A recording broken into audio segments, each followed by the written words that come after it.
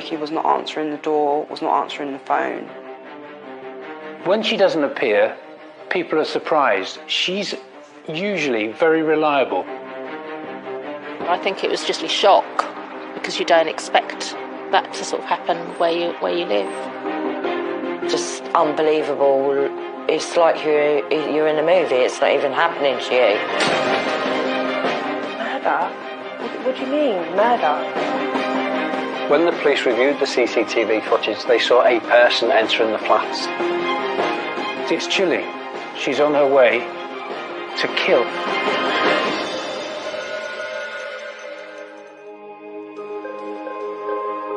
Letchworth, England's first garden city, is a rural town situated north of Hertfordshire. Letchworth was founded by Ebenezer Howard at the start of the 20th century. He wanted people to move out of cramped conditions in places like London and come and live in the countryside. Letchworth, for somewhere to live, is lovely, it's welcoming, it's rural, but within easy reach of both Cambridge and London. I'm getting older, but I still find it's a very safe place to walk around. I just feel it's a very comfy place to live.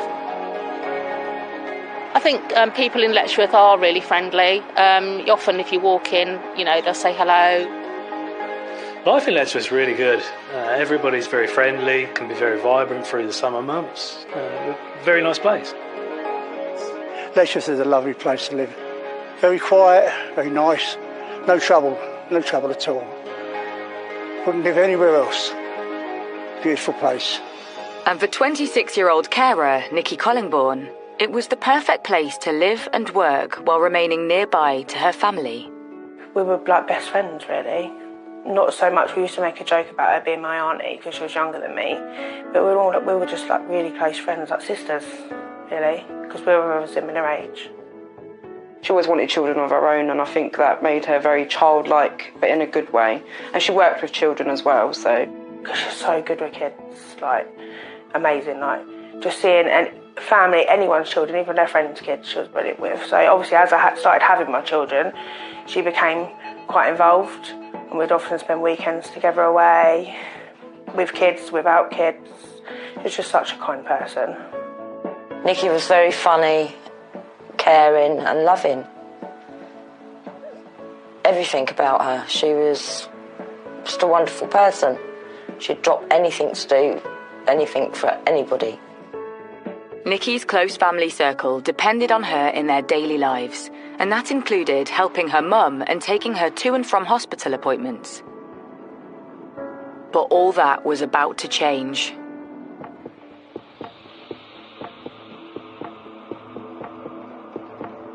Nikki's mother was very ill. She was being treated in the Lister Hospital in Stevenage, which is about 7 miles away. Nikki's due to collect her, and when she doesn't appear, people are surprised. Nikki usually does all the running around, goes and picks her mum up, makes sure she's got everything, and she had not answered her calls, which was obviously very unlike Nikki. Nikki would never let anybody down on an appointment, never, unless it was absolute emergency. By the afternoon, I was a bit really worried, so I just sent her a text and I just said, Nikki, if you need me, I'm here, blah, blah, and yeah. And then the next thing I know, her mum had rung me and said, have you seen Nikki? She hasn't turned up to pick me up from hospital. And I instantly knew. I knew something was not right. I went down, the car was there, so I knew she was in the flat. Shouting through the letterbox, like Leanne stuff was shouting through the letterbox, no response. But I know that Nikki was very down and depressed about her mum being poorly, and she was really worried about what was going to happen to her. And sometimes Nikki was the type of person that does need to be just left alone for a little while. It's very unusual for her not to contact people. So I thought, you know what, we'll give it a night. But the next day, there is still no word from Nikki. She's usually very reliable. Her family trust her, they rely on her. So they're concerned. Her half-sister obtains a spare key to her flat and goes round with other members of the family. With Nikki not responding, her family let themselves into the flat. But nothing could prepare them for what they would find. They walked into the kitchen, and in front of them, they saw Nikki on the floor in a pool of blood. Her left wrist had been slit. They found Nikki laying on the floor, her face up, with there was just like a massive congealed blood running from Nikki's head, and yeah, you could see that she was dead. Family members went down to her flat to see if she was okay, and obviously discovered her body. At that point, they immediately called the police. My daughter phoned me up hysterical, saying, Nikki's dead, Nikki's dead, there's blood everywhere. And I just went hysterical on the phone, and then I was in shock. Police immediately arrive on the scene, to be met by a gruesome sight. In this case, the scene investigation officer will be looking to preserve that scene, preserving and securing evidence. Nikki is laying on the floor of her kitchen, fragments of a ceramic chicken-shaped pot surrounding her. A severe cut is across her wrist. Could she have had an accident? Or taken her own life? It was so bizarre, and there didn't seem to be any particular reason for it. It was suspected that Nikki had took her own life, but I knew that that wasn't the case. She'd never done that. She loved life too much. She would never have left her mum and her family. As Nikki's body is taken for a post-mortem, the tragic news travels fast through the close-knit community, alerting the local press to the scene. When the police arrived, the area was cordoned off. There were police cars everywhere, officers in white suits from the forensic department carrying out checks. Local people at the shops and the flats were shocked by what had gone on. It's not something you hear about in, the area that you live. It's not something you expect on your doorstep. She was so friendly with everybody around here. It was sad when we heard about what happened to her. She wouldn't hurt anybody. She was the most kindest person I'd ever known. It was devastating news. When the post-mortem report comes in, the results are not clear-cut. From the pathology reports, there's no one single injury that led to Nikki's death. It was inconclusive. But the results do reveal Nikki's skull had been fractured. And it seems the broken ceramic chicken-shaped dish which had surrounded her body was involved. So the pathologist said that the chicken dish would have been picked up by two hands and used with considerable force.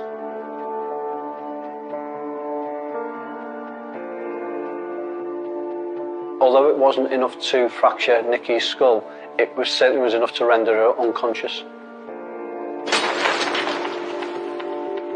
The police quickly realised that somebody else had been involved. The pathologists have concluded that she died because of the violent actions of a third party.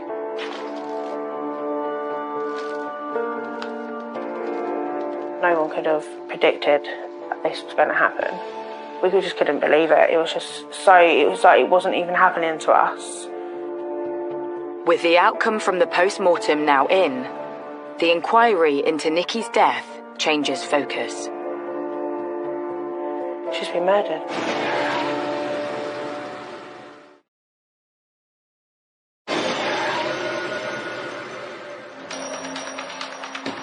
In Letchworth, results from the post-mortem on 26-year-old Nikki Collingbourne has changed the course of the investigation.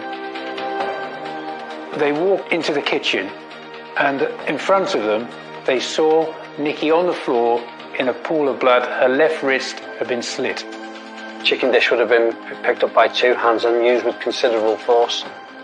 It certainly was enough to render her unconscious. With a murder investigation now underway, police break the news to her grieving family. I was at work. I got a phone call from my boyfriend at the time, and he just said, "You need to get home. right now. He goes, I can't really tell you anything, I don't want to tell you right now. But I knew. And I was so panicky. When I got there, there was police everywhere. It was, not very good. And my children were there crying. My mum was there crying. And I was like, murder? What do you mean, murder? I honestly didn't think, even in that moment, that it was murder. Just unbelievable. It's like you're in a movie. It's not even happening to you. Yeah, everyone was just shocked, devastated. News that Nikki's death is now being treated as a murder quickly spreads around the area. When I first heard about the murder, I think it was just generally shock, because you don't expect that to sort of happen where you live. I was really amazed, really surprised. It's a really safe area, and it really shocked me. It took a long, long time to take it in. We knew relatives who knew them, and so sorry for the family, you know. With family and locals still trying to come to terms with the murder, the bigger question being asked is who would want to harm Nikki? She works with children. That was just what she wanted to do for her whole life. Just work with children, be a mum, and, she had a great relationship with everyone. I loved everything about Nikki. Everything. She was just a beautiful person. There's nothing she wouldn't do for you. She'd cheer you up. She'd get you motivated, because I don't go out a lot. She'd come in, she'd do stuff for me. She's like the little sister I never had. Her family was her life. And we saw her almost all the time. I'd open my door, my son would be gone into her house, and I wouldn't see him for days. Just to text her to make sure, is my son okay? And she's like, yeah, you don't need to worry, he's here. She literally brought so much joy to anybody that met her, really. She just kept us all together. She was the glue that kept both sides of the family together, really. She was just a really amazing, one of those people that you meet and you're like, wow, she was put on this earth just to care for people. She was just amazing. I was honestly shocked when I found out who the victim was. So I honestly had no idea why anybody would want to harm her. With no clues as to who would want to harm Nikki, forensic officers take a closer look at her flat, turning the block into a major crime scene. Police officers in white suits were gathering vital forensic evidence. The whole scene had been cordoned off. It was a major crime in what was usually a quiet area. A murderer will either leave something at the scene or take something away from the scene. So we're looking to preserve and secure that evidence. And that evidence will be DNA, fingerprints, blood, hair, fibres, etc. So that they're looking for the physical evidence. A forensic examination of the scene was carried out, and DNA, essentially blood, was found on the broken pieces of the chicken pot. While the evidence is sent off to the laboratory for examination, further searching at Nikki's home uncovers something concerning. A letter was found in Nikki's flat in which she'd written to her GP saying she was absolutely terrified. The letter throws up more questions. Who could Nikki have been afraid of? And could this person be behind her untimely death?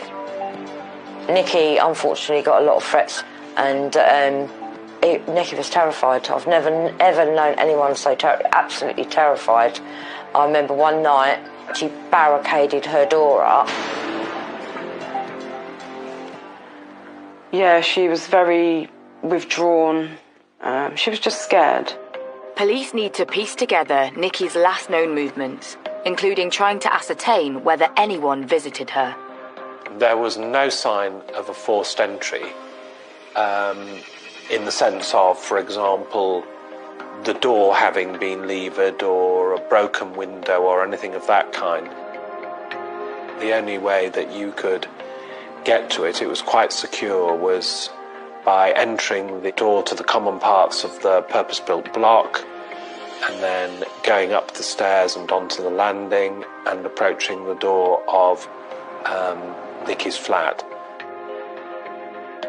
So when looking at a murder investigation, the priorities at the scene could be different for different murders. For example, a killer has to have got there and then gone away from the scene. So it could be fast track looking at the CCTV, it could be speaking to family members, or it could be house to house because somebody could have seen the killer leaving the scene. All at the entrance and the landing on the first floor were covered by CCTV cameras, and as it happens, the system had been recently improved, and once the police got access to the CCTV, they recovered a whole series of images of events occurring at the door of the flat between the Sunday evening when Nicky returned home and the Tuesday evening when members of her family finally let themselves in. After accessing the CCTV footage, police spend hours trawling through the images. When the police reviewed the CCTV footage, they saw a person entering the flats. That person was wearing a high-vis jacket. The CCTV shows a figure in a ginger curly wig, large frame glasses, with a King Charles I beard and a high-vis jacket lumbering along the corridor. The person is seen entering the flats just before 8:30 a.m. on Monday the 23rd of May and leaving just before noon, corresponding with the pathologist's time of death. That person immediately becomes a person of interest because of the time they entered and left the flats. But also the CCTV showed that that person went to Nicky's door. Who is the person on CCTV wearing a high-vis? Could it be a workman or a boyfriend? When you've got the CCTV, you don't know who that is. However, you look into the victim and their background, and if you find out how a victim lived, you may find out how they died. She didn't have a boyfriend, she was waiting for that one special person. With police still at a loss, they turned to those close to Nicky. The police called me up and asked me to go into the station to help them with something. But after I got off the phone to them, I was like, a bit like, well, I was the last person to see Nicky. Like, all these thoughts were, you don't even think you're going to think like that, but all these thoughts were running through my mind. I thought, I was the last person to see her, I was the last person to talk to her. What if they think it was me? Me and Jodie had been called up on the Thursday or Friday by the police at the headquarters in Welling, and they said, oh, would you and Jodie, we want just you and Jodie to come and view some pictures for us. And we were like, oh, okay. And we were like, well, we don't really know anyone around here. We only know our family, so I don't know what we're going to find. Like, we just didn't know what we was going to expect. So me and obviously Leanne drove there, and we got there and they separated us both, and they basically took Leanne into a room and then took me into a room, and I didn't quite know what I was here to do, and they just like, we need to show you some CCTV images, just say what you think, if you know the person, say. And we kind of sat in this room and had a camera on us. I filmed the whole thing of me watching video footage of someone in a high-vis. I honestly felt like passing out when I see it, like within 3 seconds of watching the clip. I actually had to stop halfway through watching it. I was in such shock. I was crying, screaming, I couldn't believe it.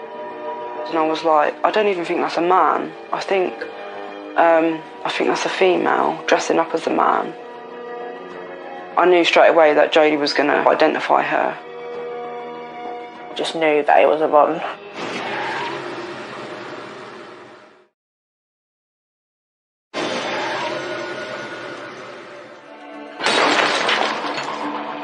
The murder investigation into the death of Nicky Collingbourne has thrown up a suspect. a man seen entering Nicky's flat at the time of her death.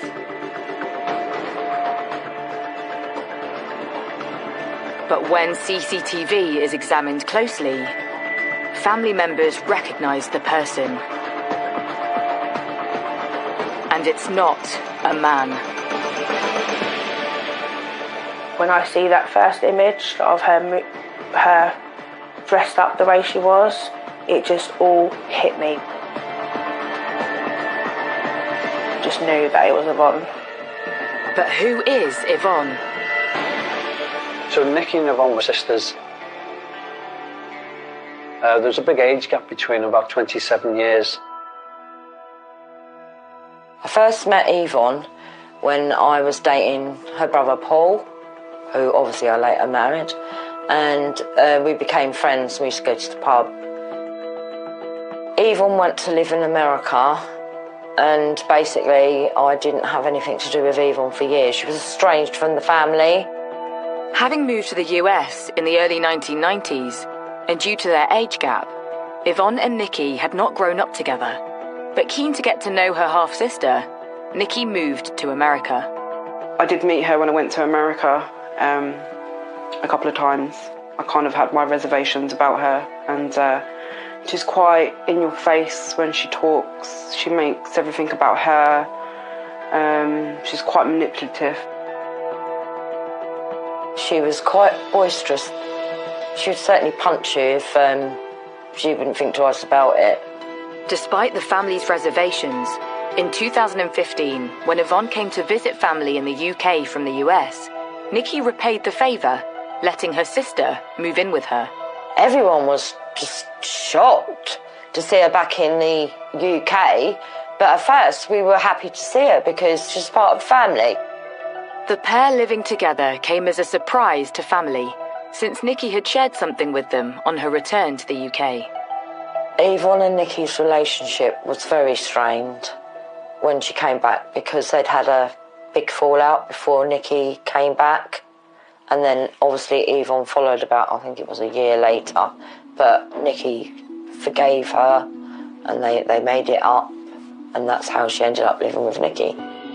With Yvonne Kaler having been identified as the person in the CCTV, and with her being deemed the last person to see Nicky, and therefore a suspect, police need to ascertain what could have gone wrong in their relationship. I have no doubt in my mind that Yvonne was jealous of Nicky and their relationship that she had over the years with their dad. Yvonne was very jealous of the relationship that Nicky had with their dad because she obviously lived in America and Nicky lived in England, and she grew up with her dad, and I suppose, you know, she was in with all of us lot, and Yvonne didn't have that relationship with us. We only had that over the internet. Because obviously Nicky felt obliged to have Yvonne there because they were sisters, and Nicky was very much a family person. Yvonne definitely manipulated her and used the fact that they were sisters. Nicky and Yvonne Kaler's relationship was anything other than tranquil. It was difficult and tempestuous. But could this strained relationship between the half-sisters have led to Nicky's death? In order to piece the puzzle together, police need to ask some questions. So make a decision.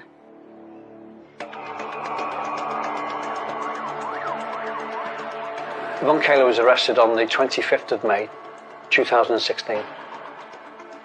Once we got the suspect in custody, and we believe that is the killer, the clock is ticking.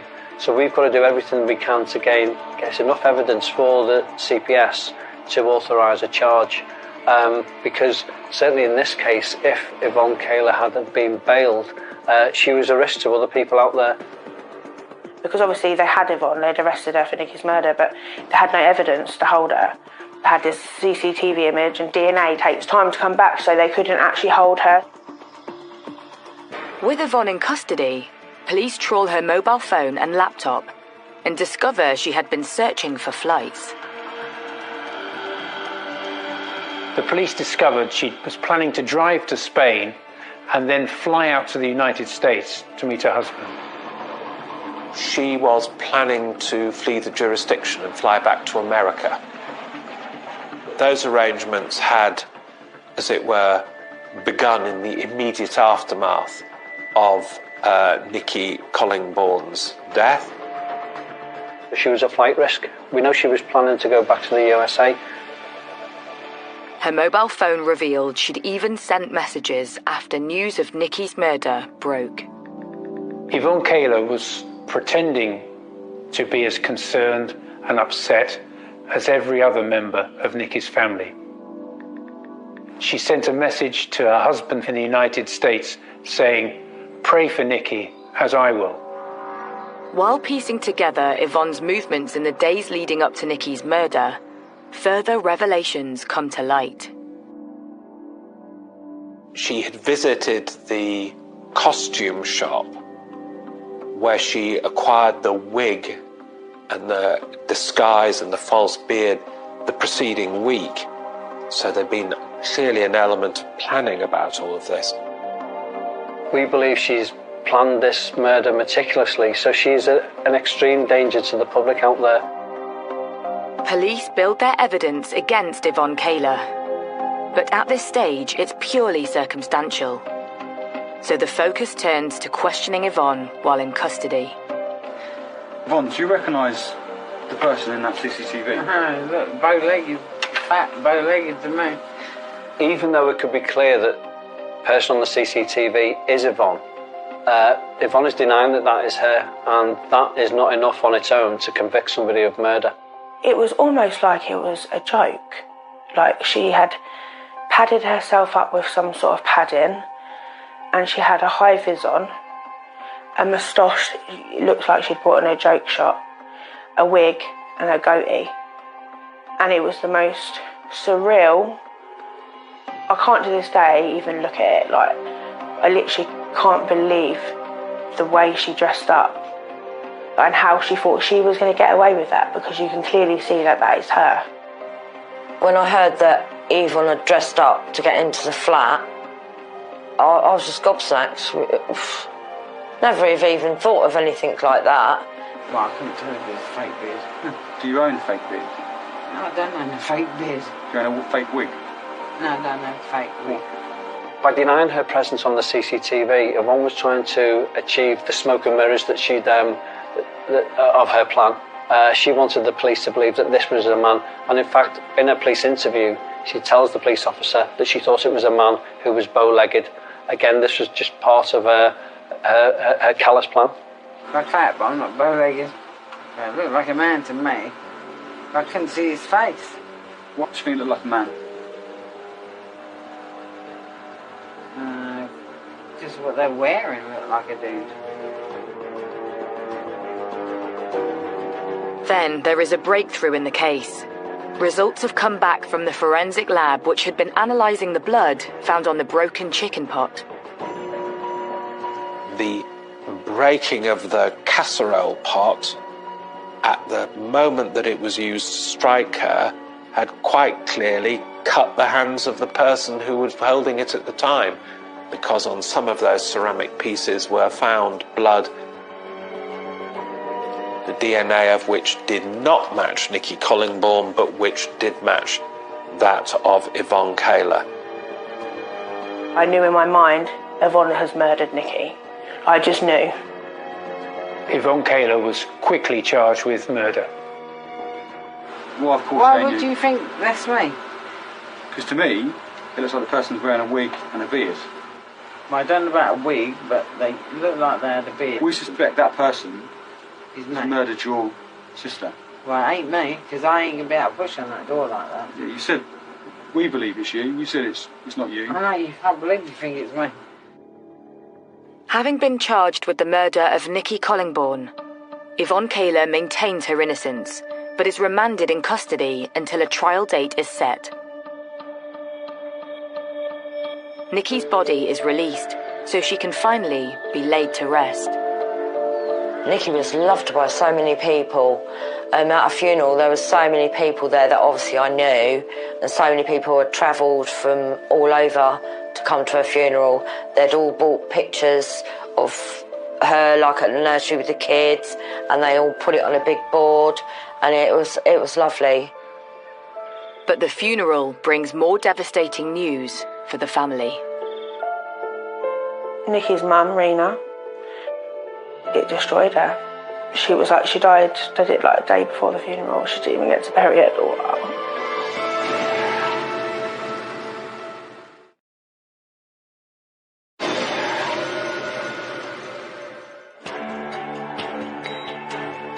With overwhelming evidence stacking against her, Yvonne Kaler has been charged with the murder of Nikki Collingbourne.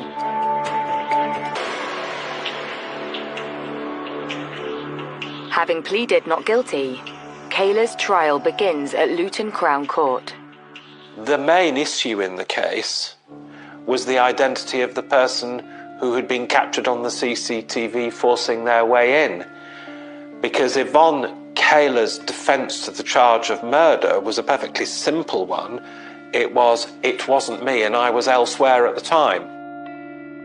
As the case opens, Nikki's family take to the stand. I think I was one of the first people to give evidence, so I couldn't actually go and sit in the gallery until I'd given my evidence.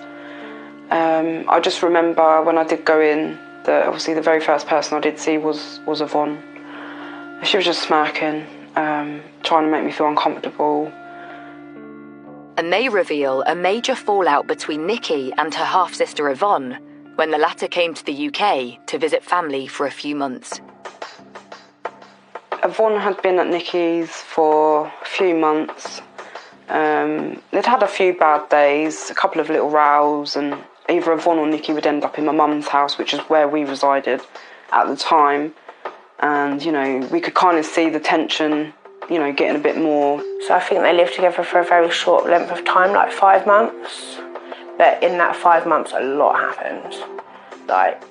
Yvonne was literally trying to manipulate Nikki into doing everything for her. It was like she was using Nikki, basically. She was just using her. So when Nikki told us that she was going to evict Yvonne, we were ecstatic really, because Nikki had been in a bit of a state for a couple of weeks, maybe a little bit longer. Tension arose between them whilst they were living in the flat, and Nikki Collingbourne asked her to leave. On the day of her departure, there was unpleasantness between them, and Yvonne Kaler made a complaint to the police that Nikki Collingbourne had assaulted her. And the police came to the flat and they arrested Nikki Collingbourne, and she was taken to a local police station. Having interviewed her, it wasn't long before I think they realised that there wasn't any substance to the complaint, and she was released from custody, allowed to go home, and in fact nothing further was ever done in respect of that complaint. But whilst Nikki was busy explaining herself to local police, it seems Yvonne was taking her revenge for being evicted. While Nikki was being questioned, Yvonne paid a locksmith to break in, basically. She proved that she had lived there because obviously she had paperwork to say that that was her address, but obviously she wasn't on the tenancy. And so the locksmith, he had no idea, because she was very manipulative. She just pulls the wool out over everyone's eyes.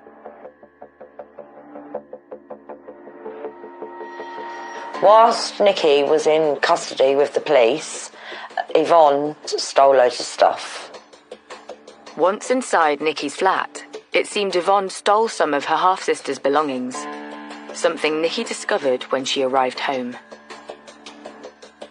Well, she immediately reported what had taken place to the police, that her sister had let herself in to what was Nikki's home without permission, and Yvonne Kaler was arrested as a result of that complaint. But Yvonne seemed determined to wheedle her way out of trouble. Yvonne Kayler was now in big trouble. She was facing a burglary charge and a trial at the Crown Court. She approached Nicky's ill, elderly mother in an attempt to persuade her to say that the property that she'd taken belonged to her. She was subsequently charged with offences of burglary and doing acts tending and intended to pervert the course of justice, and those proceedings, that case was due to be tried at the Crown Court at Cambridge. While awaiting her day in court for burglary, Yvonne was released on bail on the condition she didn't contact Nicky. She breached those conditions. She would phone her up, try and make contact with her, and did so in such a way as to cause considerable alarm to Nicky. Nicky was certainly living in fear of Yvonne due to the burglary and perverting the course of justice. I think she was just hoping that Yvonne would get on a plane and go back to America and just leave her in peace, because wherever she went, she was always looking over her shoulder, and it wasn't very nice for her to see her like that. She'd gone completely within herself. She's not bubbly anymore. Yvonne's trial for burglary and perverting the course of justice was listed for May 23rd. Her half-sister Nicky was due to give evidence against her, something which police believe made Yvonne carry out her deadly plan. Yvonne Kayler is a very controlling and manipulative person. She likes to be in control. However, once she's charged with burglary and perverting the course of justice, the court process is out of her control. So to try and wrestle that control back, she's been very, very callous in planning and executing the murder of her stepsister. The court hears how on the day she was due to stand trial for burglary, Yvonne donned her disguise and entered the flat where Nicky lived, approaching her door.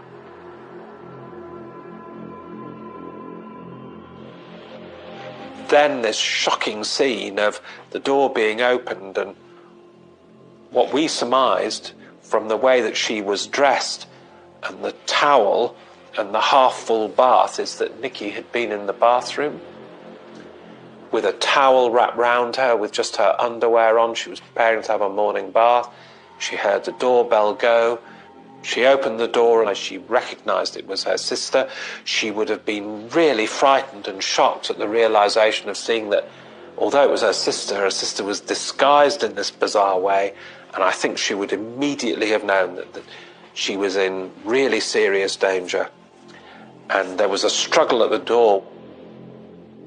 And as you watched it, there were that awful couple of seconds where it looked as though she was just about to get the door shut, before finally it was forced open and Yvonne Kayler went in, and then the door shut behind her. And then 2 hours of nothing.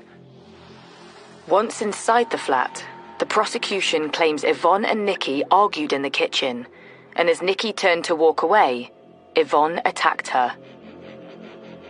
The chicken dish would have been picked up by two hands and used with considerable force, and Nicky would have been walking away from that. Certainly was enough to render her unconscious. Then Yvonne panicked and tried to stage the scene. There's been an attempt made to make this look like a suicide, so there was injuries to Nicky's wrists to make it look like she'd self-harmed. There was also a big tidy up of the flat, and including the staging of placing a dustpan brush in Nicky's left hand.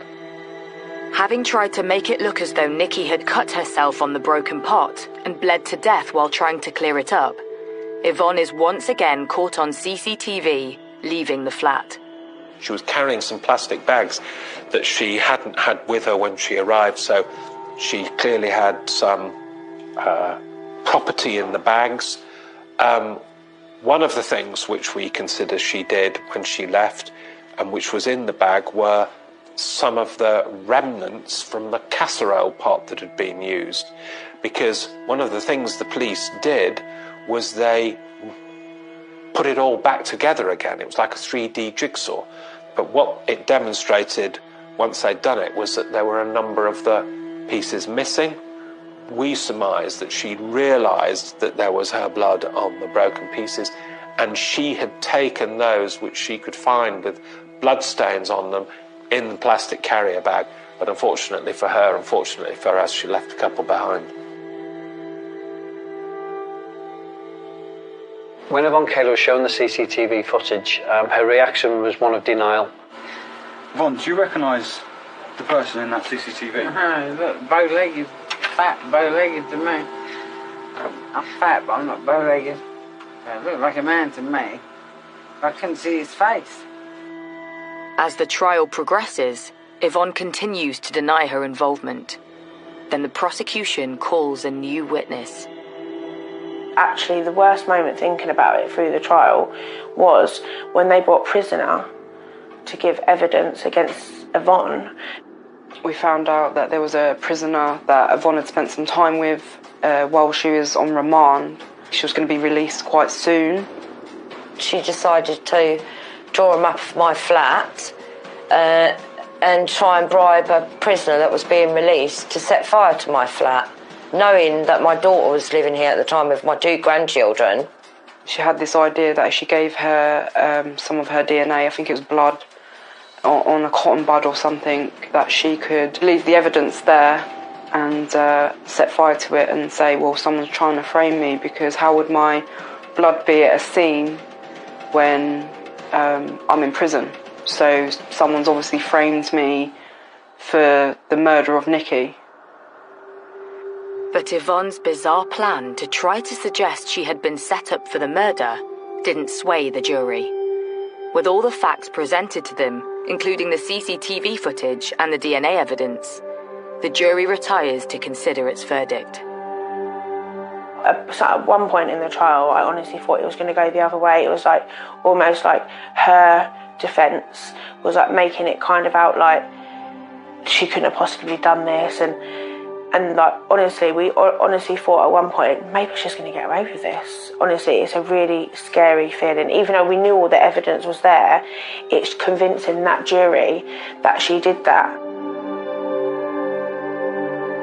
On December the 19th, 2016, Yvonne Cayler is found guilty of murder and sentenced to life with a minimum of 20 years. Yvonne Cayler could have accepted the burglary charges or gone to trial on the burglary charges and let the jury decide. But she decided not to. She hatched a plan, cold, calculated, and she killed Nikki Collingbourne rather than face a trial for burglary. When the guilty verdict was read out, I think there was the biggest sigh of relief to know that she was going to be locked up and that we would just never have to have anything to do with her ever again, and that we could then tell our children that this bad person is now in prison and she can't touch any of us anymore. After Nikki passed away, people would like come up to me and say how sorry they were, and they'd always have a memory of her helping them in some way. Like, she would literally go out of her way to help people. She loved to make people happy, and that's what Nikki lived for, because seeing other people happy made her happy. Like, I can't explain. She was just such a gentle soul.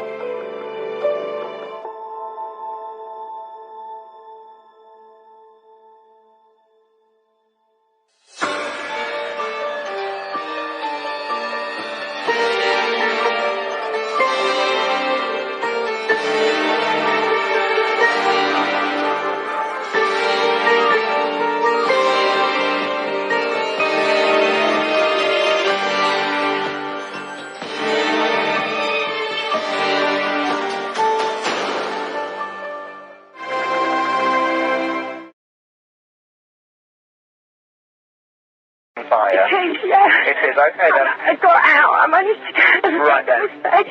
It's okay. Is everybody out of the building? No, there's still my partner in. Right. Is he able to get out of the building? No, because the fire's near the door.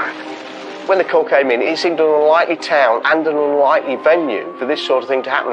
At a joinery shop, after tea, when you wouldn't expect people to be working, things just didn't seem quite right. Everybody was really quite worried. You know, it could have been the person that you walked past in the street, it could have been anybody. I don't know how anybody could live with it, knowing that they burnt somebody alive. Everybody was so shocked, and everybody was locking up more and feeling a bit worried about it all, because nothing like this had ever happened in the village. A few miles from the bustling seaside resort of Skegness sits the small, picturesque market town of Burgh-le-Marsh, affectionately known by its residents as the Village. Everybody here calls it a village because we feel like village people. We're so connected and so we help one another. Burgh-le-Marsh is a typical Lincolnshire village on the edge of the Lincolnshire Wolds, famous for its windmill, where people are hard-working and just get on with their lives. I've had a salon in Burgh-le-Marsh for 14, 15 years, and it's a lovely, quiet village where everybody knows everybody. Everybody gets on with everybody, and my clients are lovely. But the peaceful tranquility of the village is about to go up in flames. We've just gone up to the workshop to pick some things out. Yeah. And somebody came up with us behind. Yeah. And they attacked us and set fire to the place. The workshop on fire belongs to well-known local couple David Twigg and Julie Dixon, who own a joinery business next to their home. As the emergency call comes in, Lincolnshire Fire and Rescue Station Commander Gary Milson is immediately dispatched to the scene. Once I received the call, I'd be straight into my car and making headway down to Burgh-le-Marsh. It's only a few miles down the road.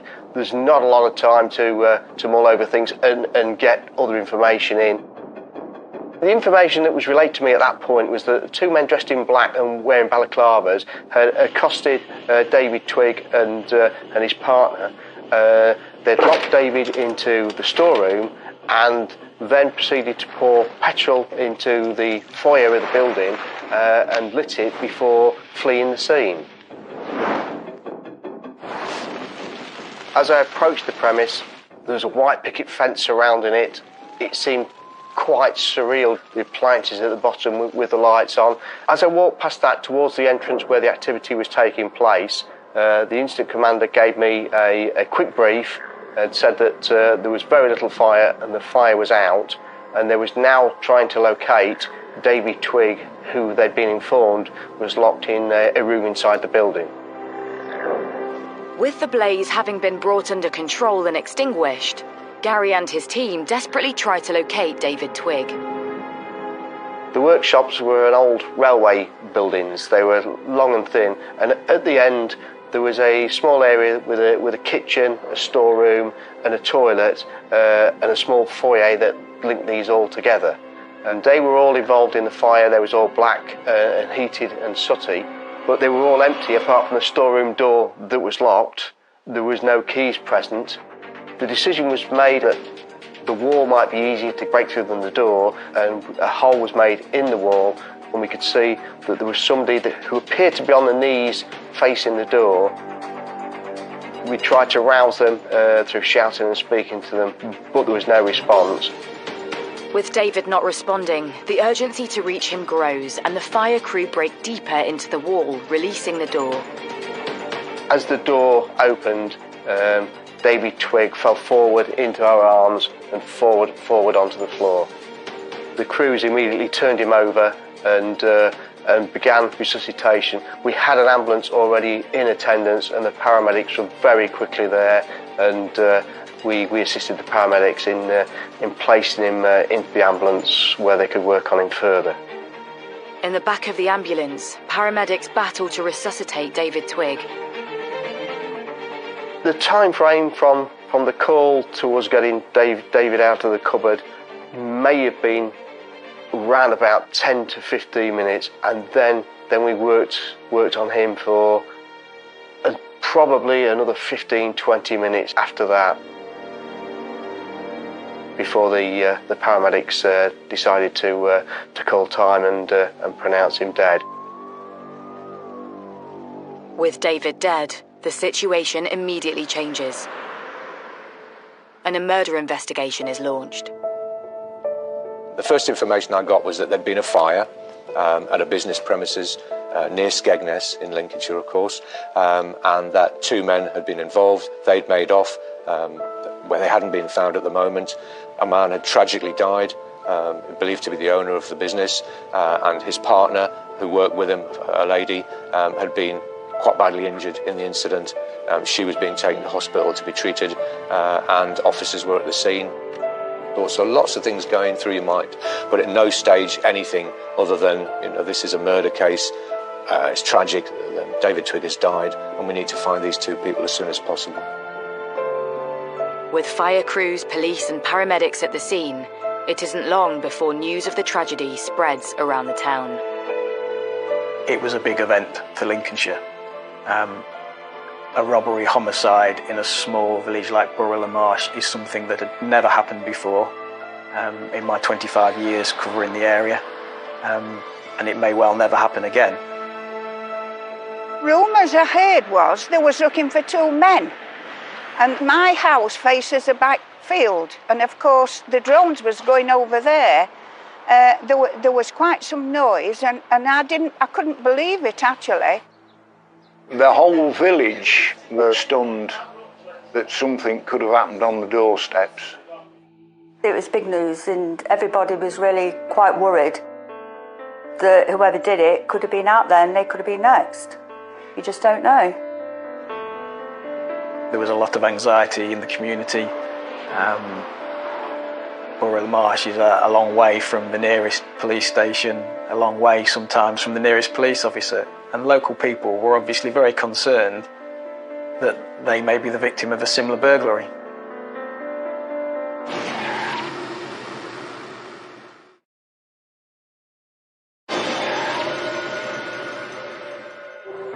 In the Lincolnshire town of Borough-le-Marsh, police have launched a murder investigation after local joiner David Twigg was pronounced dead following a fire at his workshop. His partner, Julie Dixon, had managed to escape and call 999, reporting that masked intruders had broken in, locked David in the storeroom, and set the place on fire.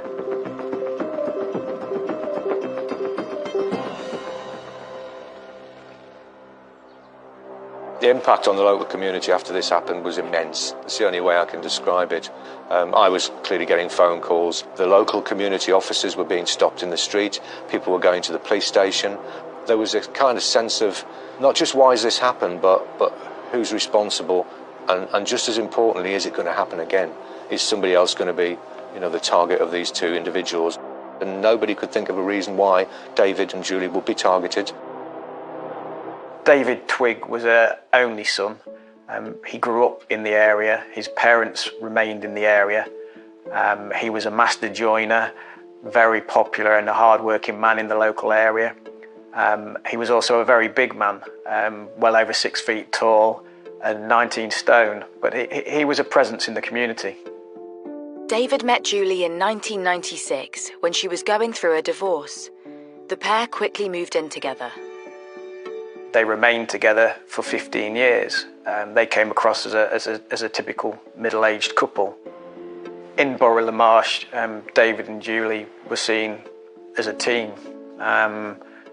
David was the carpenter, the joiner at the business, and Julie was doing the finance and the accounts for the business. Outside of joinery, David soon discovered a new hobby, stock car racing, which opened up a whole new social circle for him and Julie, with professional racer John Mickle and his wife Lisa. So from that very first race meeting, really kind of just kicked it off. We enjoyed each other's company. They wanted to come to every single race meeting. They wanted to be involved. And David soon found a way to combine work with his newfound love when he set up a sideline alongside his joinery company. As David's business grew, he was quite happy to sponsor the motor racing team. That was one of his passions, and so they undertook that deal, which was several £1,000s. Julie and David were keen to promote this new Kitchen Bits and Bobs business, which is an online business that they were trying to get off the ground. I think they felt that probably some branding on the race cars, and then obviously we can promote it through social media as well. The sponsorship proved very successful. David particularly got on very well with the racing team, and they were invited over to America to watch the team racing, and all seemed well. It was a very happy relationship, and he got on very well with them. I think from the beam on his face when we first, agreed at Liddon Hill, he just seemed incredibly proud. He seemed very smiley. You could tell he was passionate about his business, and this was something that he felt was going to enhance the people that would see his work. The friendship between the two couples started to grow stronger. I think from the very first time we met them, I really, really liked what they brought to the team, and the energy, and we call it a race family, and it just felt like they were going to become part of our race family. Julie wanted to be hands-on with me in the kitchen, while David was very quick to throw himself into the deep end with John on the mechanic side as well. They just got stuck in. It wasn't just about the racing anymore. They started to get quite involved. She wanted to be involved in the family life that we had as well. She would buy presents for my children, who were aged 4 and 7 then. They looked fondly upon her and David as well. So they became family friends. And it was Lisa Julie turned to in the aftermath of the tragedy of David's death. The very first time I heard about David was on Monday morning. I had a phone call somewhere between 7 and 7:30 in the morning from Julie. She basically was hysterical. She was shouting down the phone, "He's dead, he's dead." And I really didn't have a clue what she was even talking about. I didn't know who's dead. I said, "Julie, who's dead?" She said, David's dead. And I then tried to get some more information. What's happened? She said, a fire. So none of her sentences were very long. It was just words being thrown out at me. I said, a fire? What? There's a house fire? She said, no, workshop, fire, masked men, attacked. From that phone call, I immediately knew I had to go and visit her straight away. I knew it would be a long journey up to Lincolnshire, probably 4 hours. I just grabbed my purse, my keys, and left. So the 4 hours going there it's a very weird and surreal situation. You keep thinking, has this really happened? Is this some kind of, is this true? Is it real? I just can't get my head around it. It's an awful lot of information. Hearing her so upset on the phone. And those words, he's dead, they just kept playing and playing in my head. When Lisa arrives at Julie's parents' house, she finds Julie in a state of shock.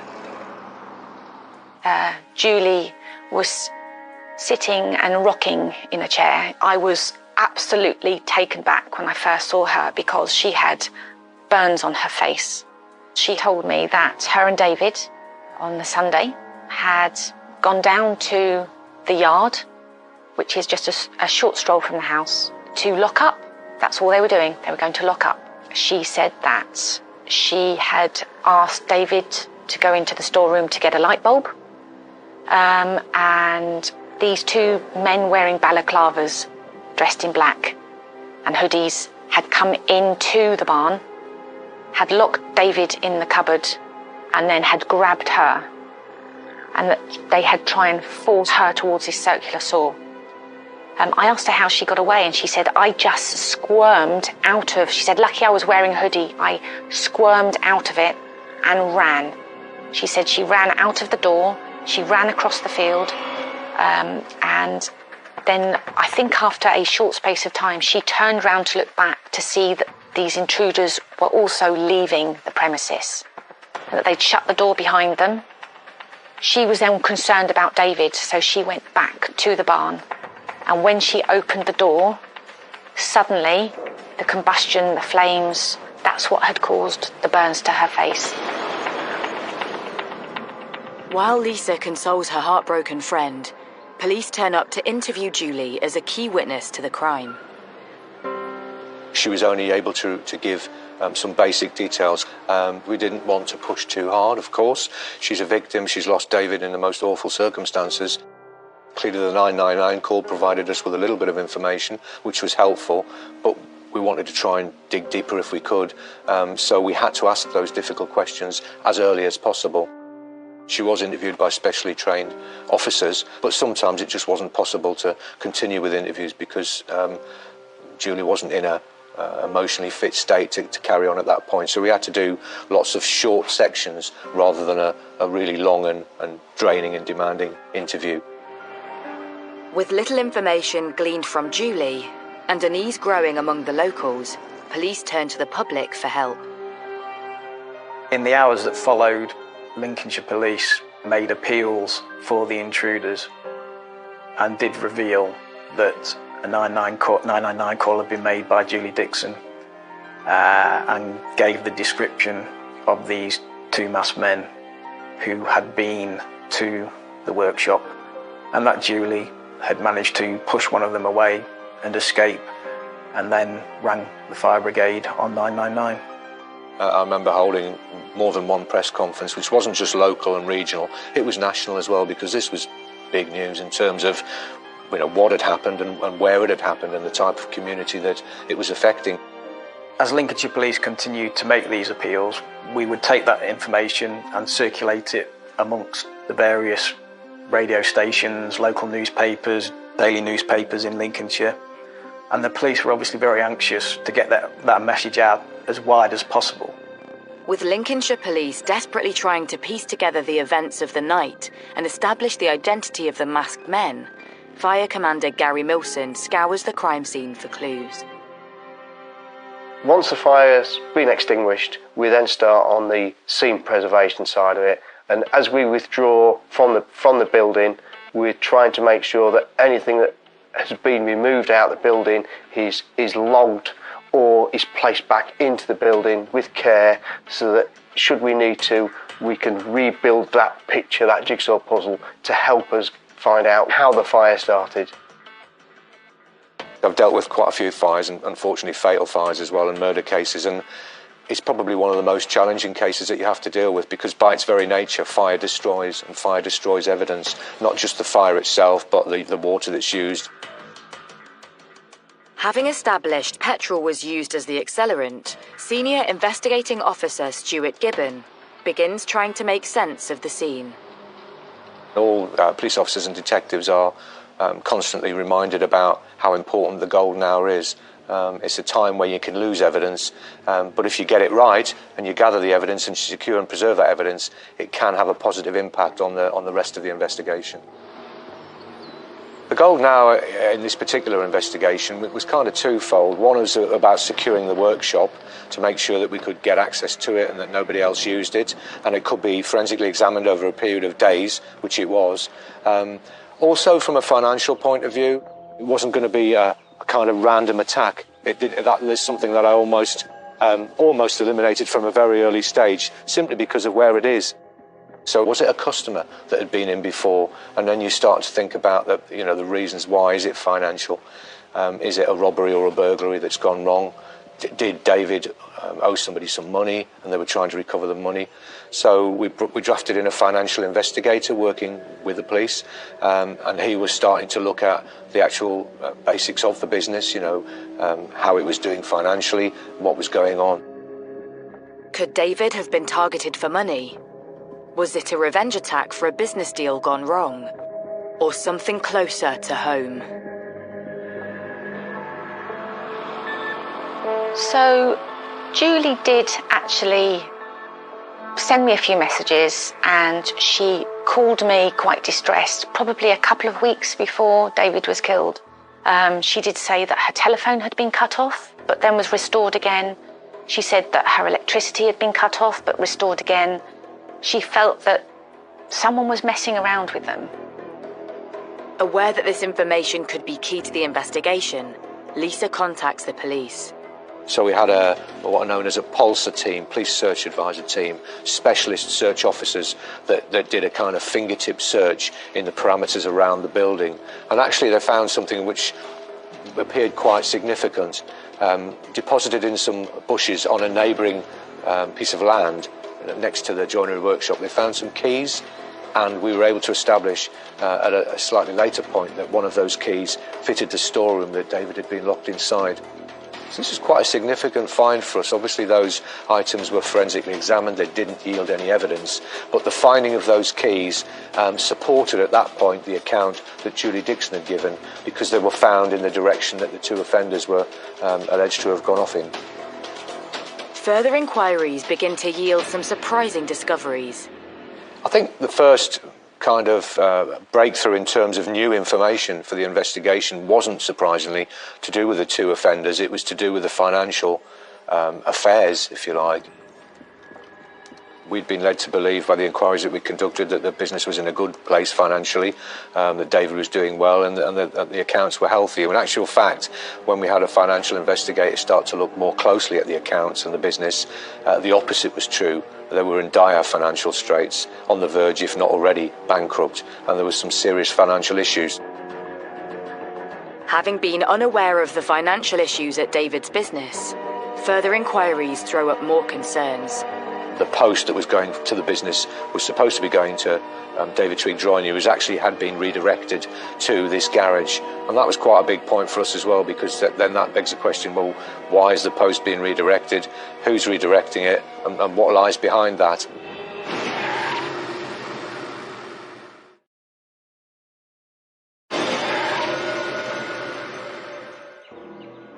In Lincolnshire, the investigation into the murder of David Twigg has thrown up some suspicious activity around his business.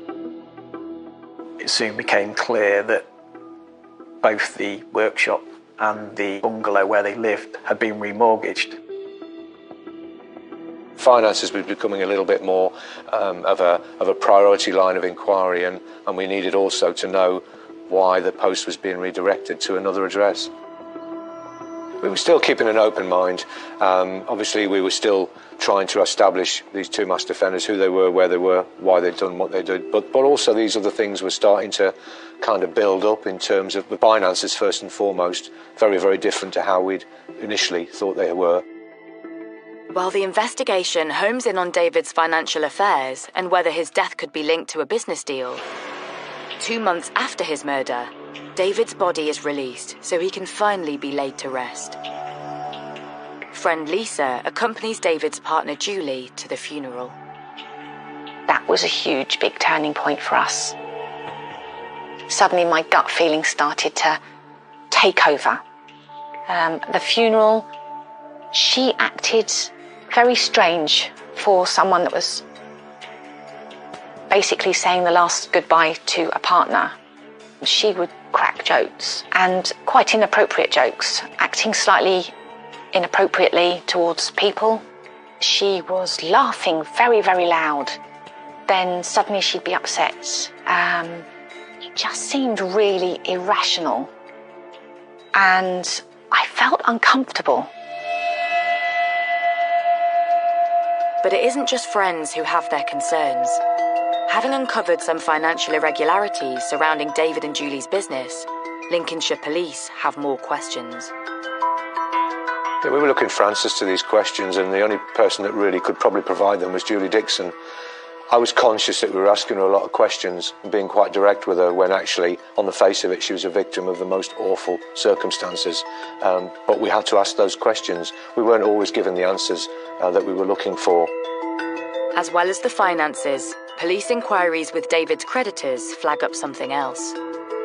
All the inquiries that we carried out with the businesses and the authorities that were dealing with this financial debt, nobody had ever spoken personally or otherwise with David Twigg.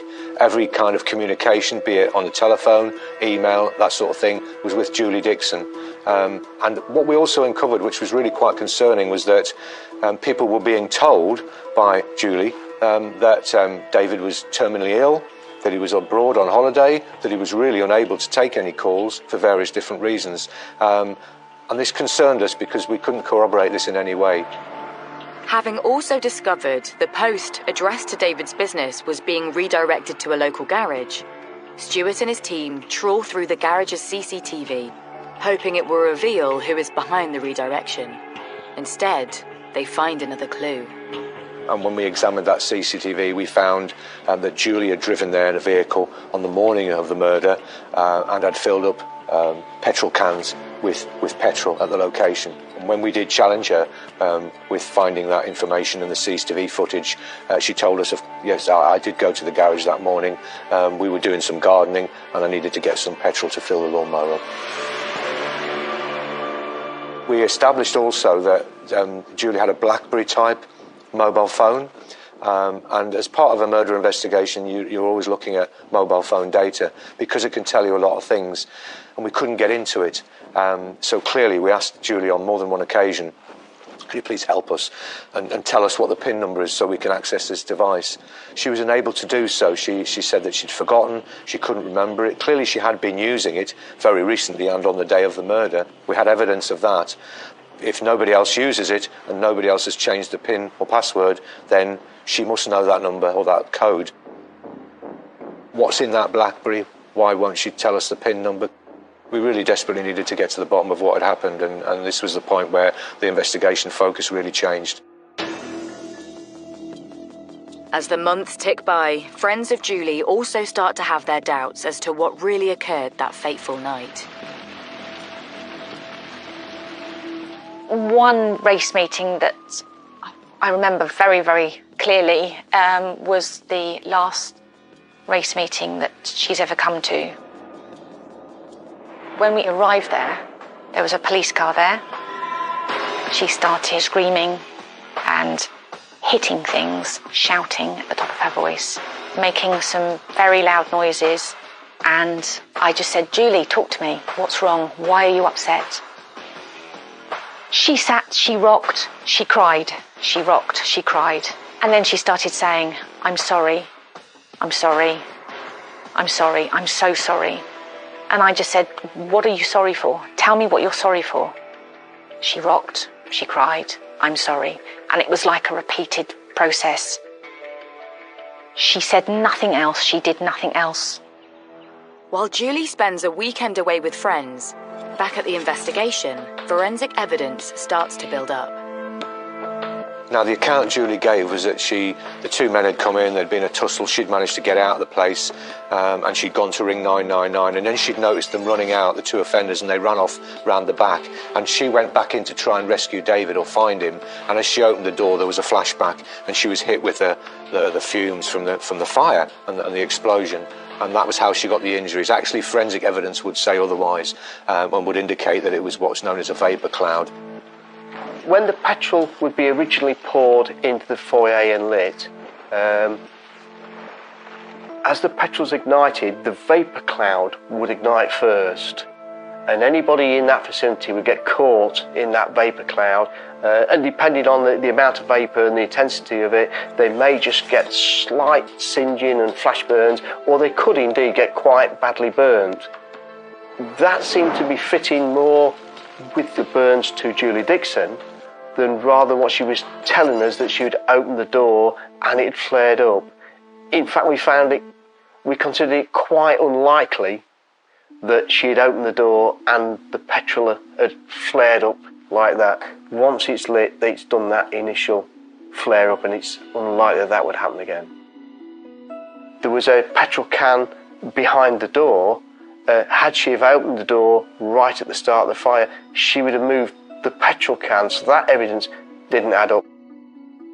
We also recovered from a forensic examination of the bungalow some very small hairs in the bathroom sink.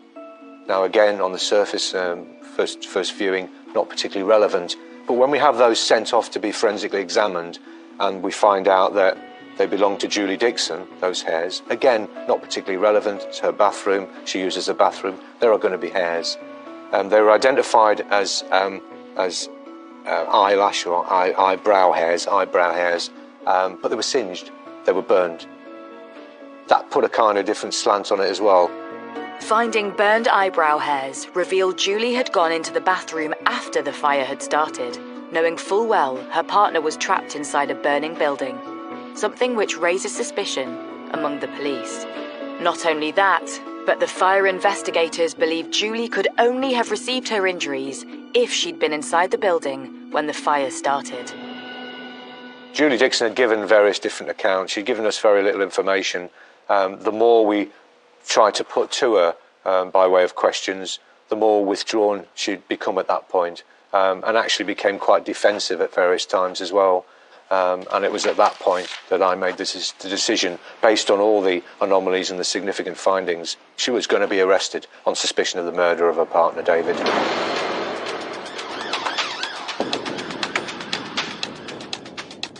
3 months after David's death, and news of Julie's arrest soon spreads around her hometown.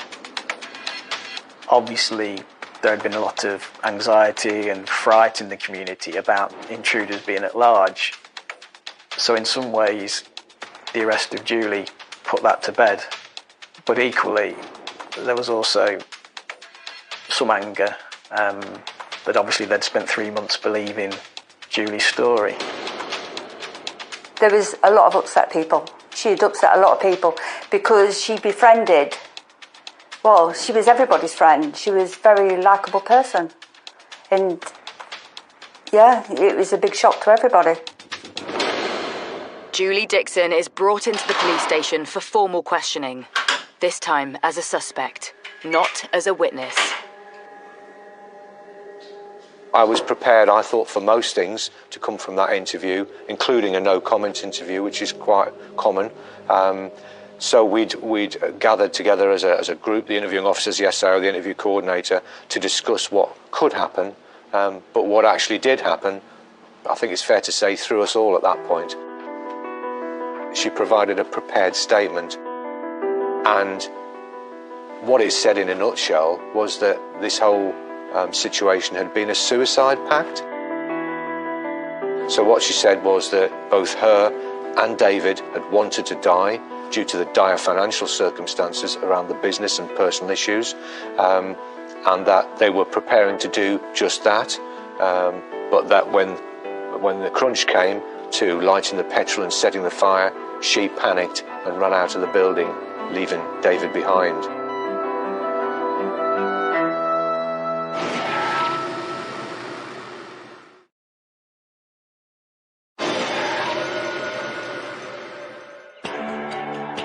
In Lincolnshire, police are questioning David Twigg's partner on suspicion of his murder.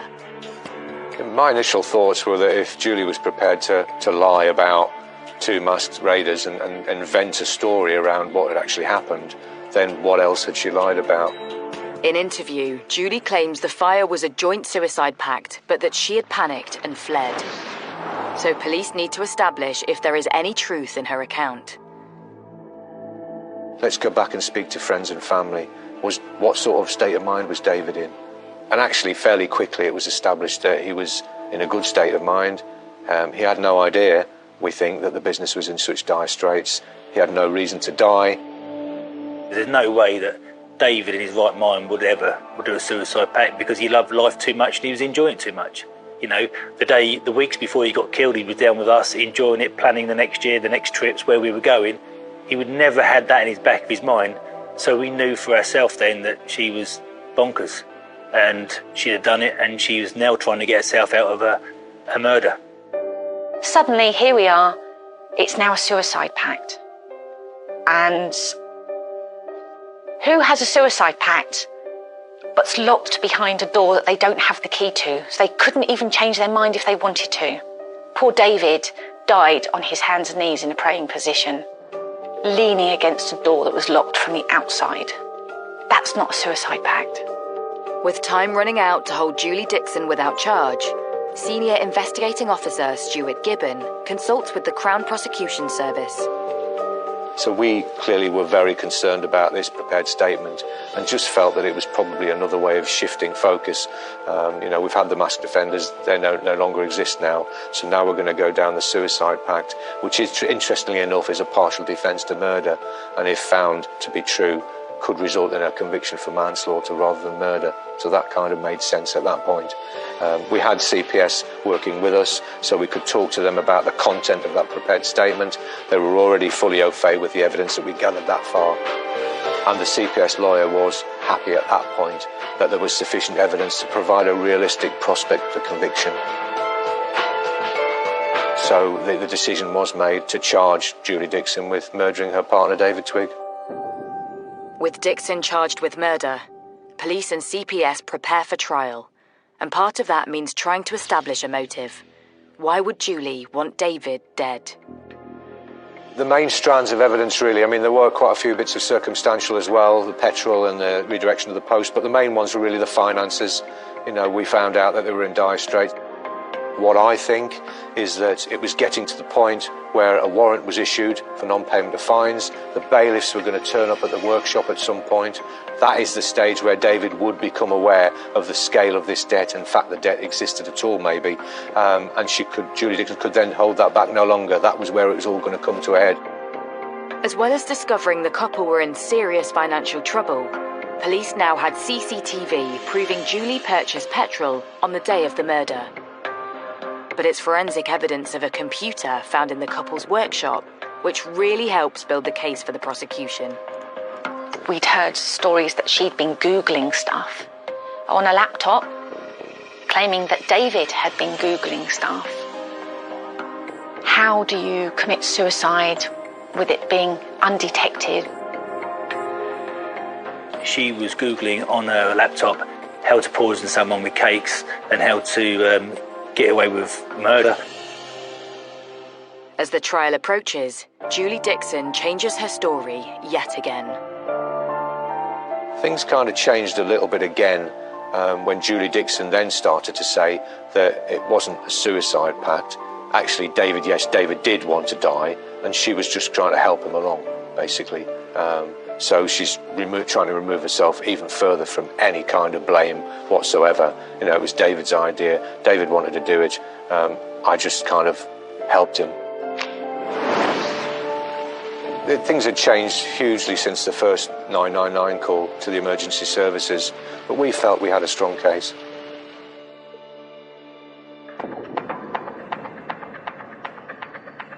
On the second day of that hearing, the not guilty plea, which had been entered initially by Julie Dixon, changed to a guilty plea, but she still maintained at that point that this had been all about David wanting to die. That's what the defence was putting forward, whereas our defence was cold-blooded, premeditated, pre-planned murder. With Julie's shocking confession, the trial is halted. Once Julie Dixon had admitted her guilt and pleaded guilty to David's murder, the role of the jury was no longer needed, but then falls to the judge to decide on what basis he believes her plea and on what basis the killing was carried out. So this is what is called a Newton hearing, and the judge hears evidence from all the parties in the case, and it's in the judge's role to decide how the murder was carried out effectively. The prosecution lays out its case to the judge, and Julie's 999 call is played to the court. The characters and set fire to the place. So the place is actually set fire? Yeah. Is it the building that's on fire? It is, yeah. It is, okay then. I got out. I managed to get them. Right then. It's okay. Is everybody out of the building? No, there's still my partner in. The phone call, on the face of it, sounded very genuine. She sounded distraught. She was hysterical. But actually, the first information imparted was more of an account about what they'd been doing, like a rehearsal, rather than just saying, I need help and I need help quickly. Over 5 days, the court hears how Julie's account changed throughout the investigation. From masked intruders to a joint suicide pact, to her assisting David in his own bid to take his own life. The defence argued, once Julie Dixon had pleaded guilty, that matters had spiralled out of control, and that in some ways this had been an emotional response from Julie Dixon, almost that she had panicked because of the financial difficulties she got into. However, I think from the prosecution's point of view, and certainly from the police point of view, this was a perpetrator who had changed her accounts whenever it had suited her, whenever she had been confronted with new evidence. There was always a line of defence. So it's hard not to see her really as a very skillful and manipulative liar. Julie Dixon didn't take the stand at all, didn't give evidence, was again very impassive, didn't present any emotion at any stage of the court proceedings, merely sat in the dock and appeared to be listening to the proceedings. The extent of the couple's financial difficulties is revealed to the judge. David wouldn't have had a clue about that bankruptcy. He was quite happy going about his everyday business.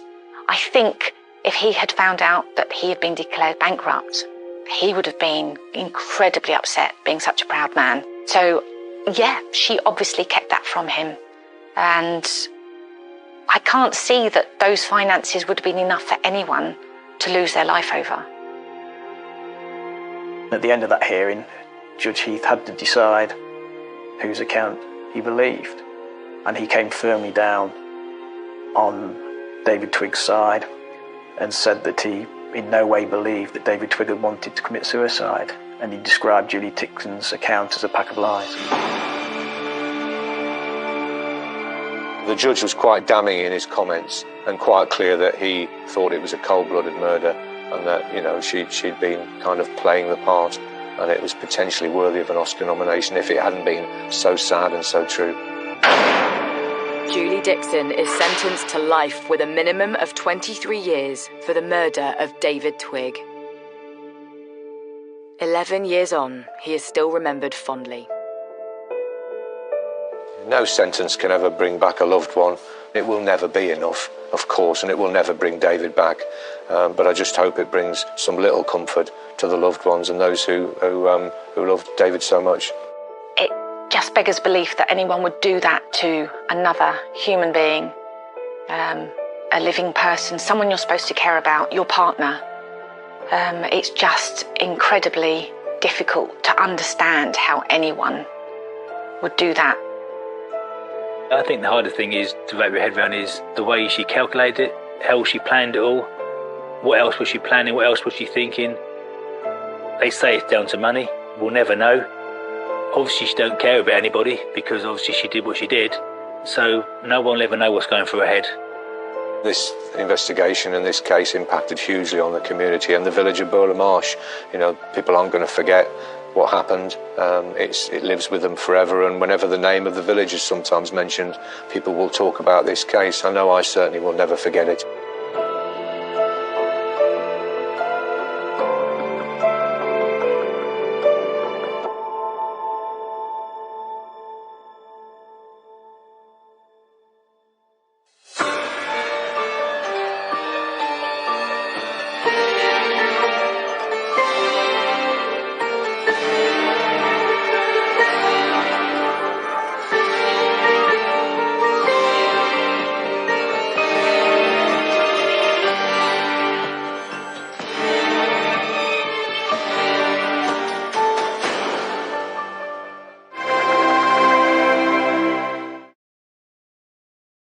She was a young woman who had a whole life ahead of her.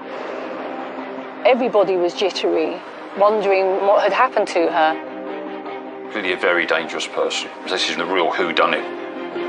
Crimes don't really happen here. She'd been placed inside a suitcase. This was a brutal, horrific murder and an awful way to leave the body of a teenage girl. I've been a criminal lawyer for over 30 years, and I've never dealt with a case like this before. To have 3 trials is very rare, but the case was of such importance. He would have walked free. And given what he had done before, we were in no doubt that he was a dangerous man.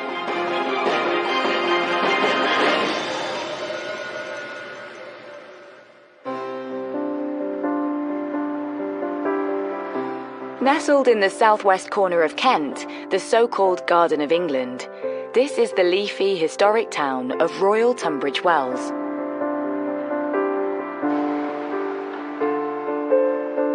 I would describe Tunbridge Wells as a safe family sort of location, wealthy and middle class. There's a really low level of crime in the area. I feel very safe walking around at night.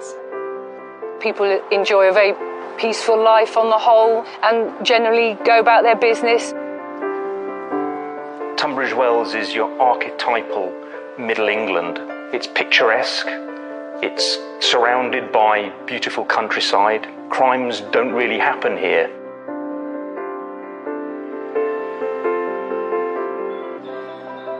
But that picture postcard image was about to be shattered. Kent police receive a call about a missing person, 17-year-old Terry Edmonds. The day before, Easter Monday, Terry had arranged to meet her boyfriend, but she never showed up. This was really out of character. She stayed in contact with her boyfriend regularly. She texted him on the hour almost, and he did the same back to her. They sent multiple texts to each other each day. So the fact that she did not text him was really unusual and set the alarm bells ringing. Terry's boyfriend sent her 20 texts, but she never replied to any of them. Her boyfriend got concerned, tried to phone her, didn't get any response, and then alerted her mum. And her mum then reported her missing to the police.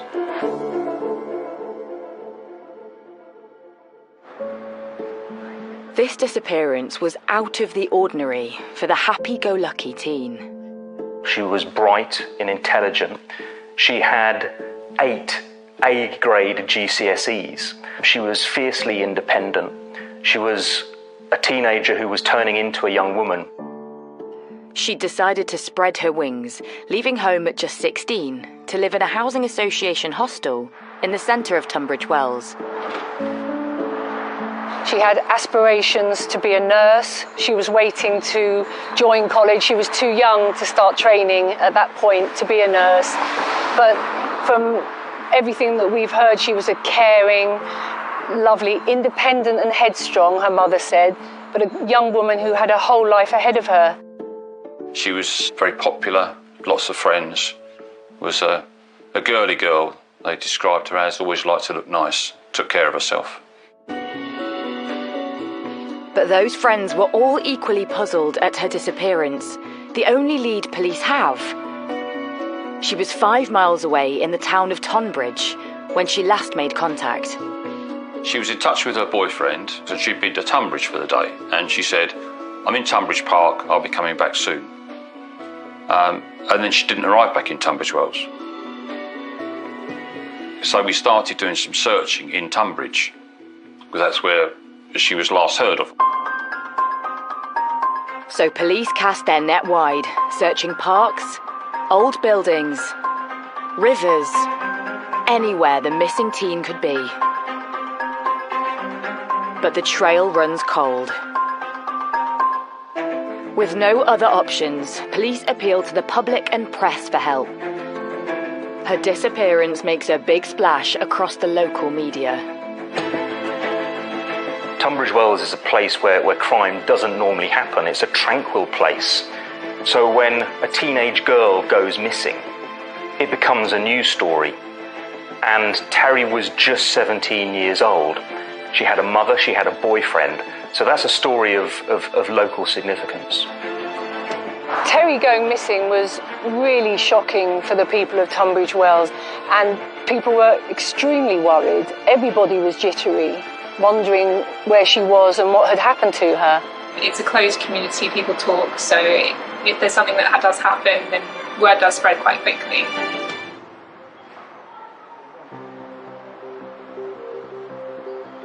It's 10 days since Terry went missing, and still no word from her. The family makes another desperate appeal to the public. As time passed, we get more and more concerned when someone doesn't stay in contact. And what we were really more concerned about with this case was she'd not been in touch with her mum. Her mum would tell us that Terry always would respond to her. Even if it was "I don't want to talk to you," she would get a response. So when that didn't happen, obviously the concerns were raised. Concerns are also rising across her close-knit hometown of Tunbridge Wells. I think as the days went by and Terry was missing, fear started to grow that something terrible had happened to her. And there was a big community effort. There were posters everywhere. The taxi drivers all carried flyers. And there was even an information point by police for two reasons. One, to gather information, and other reason to try and reassure people, because there was a lot of worry at that time. In the meantime, police have been trawling through hours of CCTV footage close to where she was last seen, in the nearby town of Tonbridge. Suddenly, there's a breakthrough. Terry is spotted at Tonbridge railway station on the day of her disappearance. When we checked the CCTV, we actually found that she had actually got on the train to go to Tunbridge Wells. And then checking the CCTV at Tunbridge Wells railway station, we found that she had got off the train at Tunbridge Wells.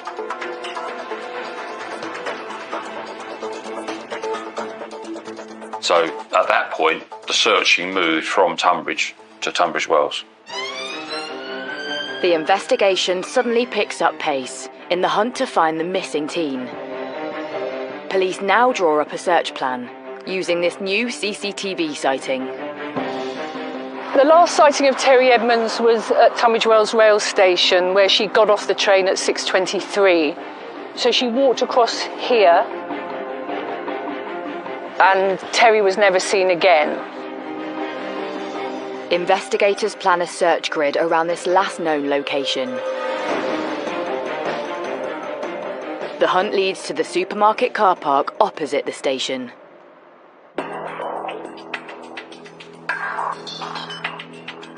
On the 12th day of Terry's disappearance, there are reports of frenzied police activity on wasteland next to the car park. This area was absolutely cordoned off. There were police everywhere, police vehicles, so the public had absolutely no entry. They closed the car park off while forensics were working at the scene, so this was an absolute no-go area for the public. The search teams had made a grim discovery. The suitcase was discovered under a vehicle ramp going into the car park. And when the searching officers opened it, they found a young lady's body. She was in a fetal position in that suitcase. This young woman appeared to have been mercilessly strangled. She'd been placed inside a suitcase that had been well hidden behind a wall, a squalid, desolate and dirty spot to leave a young girl's body. This was a brutal, horrific murder. When the suitcase was found with a body inside, I think it was the news that everyone had been dreading in a way. I think most of us had that sinking feeling that it was going to be Terry.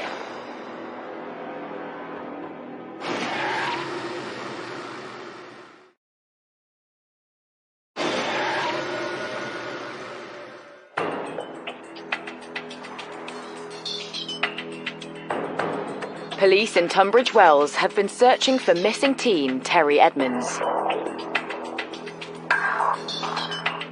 On the 12th day of her disappearance, they make a gruesome discovery under a car park ramp close to the station.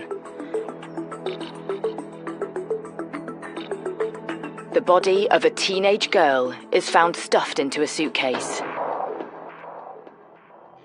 She'd been strangled. This was a brutal, horrific murder, a desperately tragic and awful way to leave the body of a teenage girl. The person who killed her had no sense of humanity to leave a teenager in such a position. The body in the suitcase was found behind a wall, just here. Immediately, police taped off the area, and there were lots and lots of police officers, forensic teams, sifting through the area looking for evidence. Police are in no doubt that the body in the dark green suitcase is tragically Terry's. We had to go through formal identification process, but we knew from the description that that was Terry in the suitcase. The next day, the body is formally identified as Terry Edmonds. The news rocks the idyllic town of Tunbridge Wells. To hear that she'd been murdered and her body found in such an awful way, stuffed into a suitcase, I think people were absolutely horrified and so sad. Terry's disappearance quickly turned into a murder investigation, and that really sent shockwaves through the close-knit community of Tunbridge Wells. It scared people, primarily because she was a young teenage girl, but also because there are many parents in Tunbridge Wells who feared that there could be a killer on the loose. To quell residents' fears, police presence is stepped up across the town.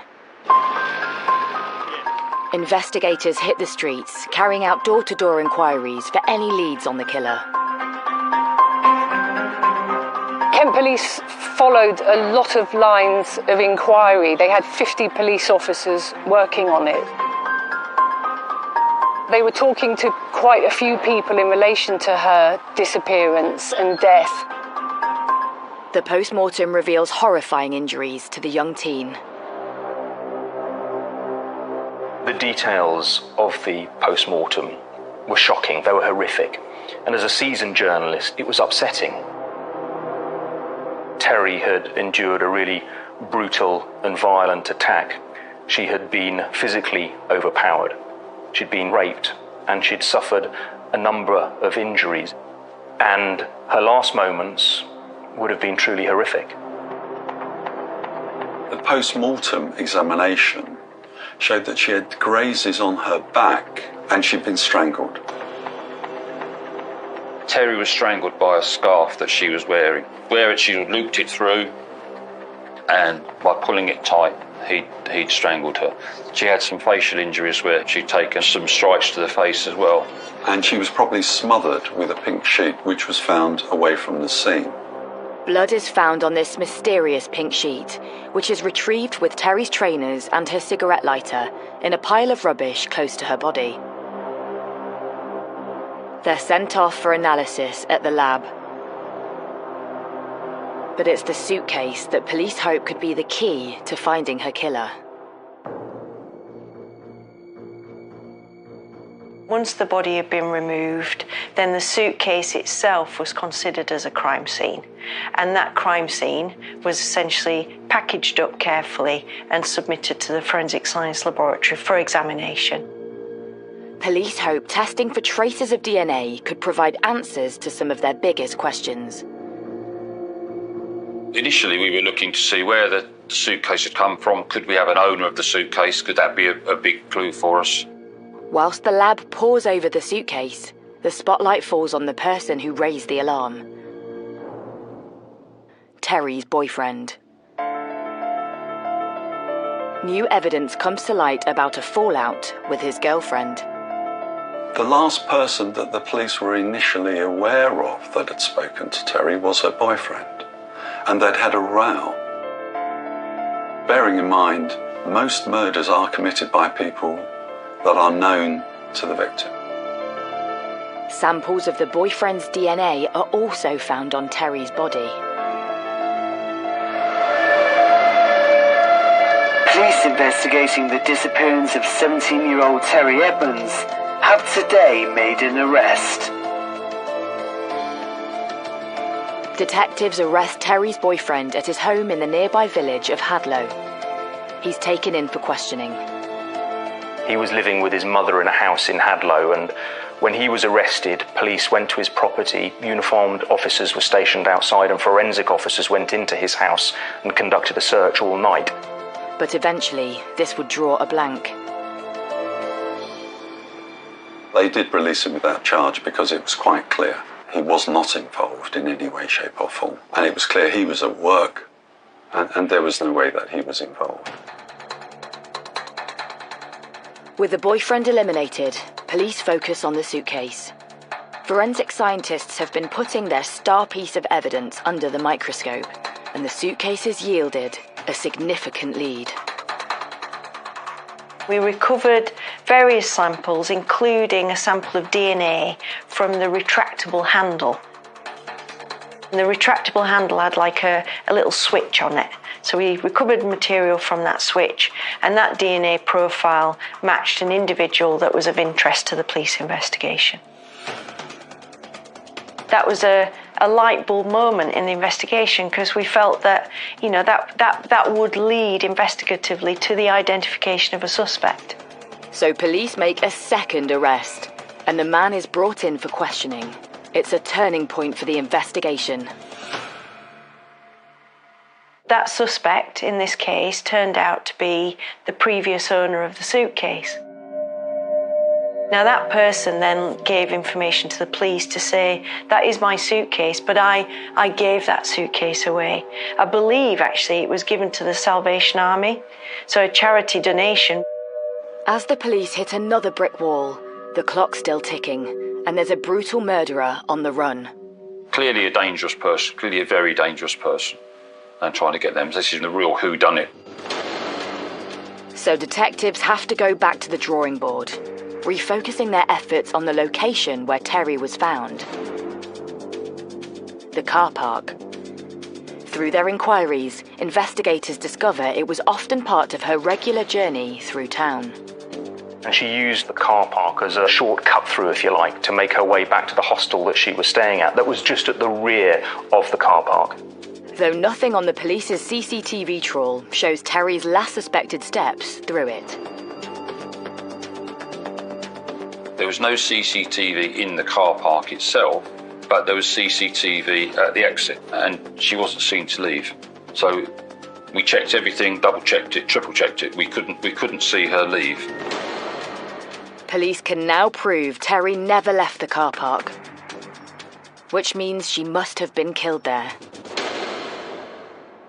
They double down their efforts to find out who else could have been using it on the Easter Monday evening she went missing.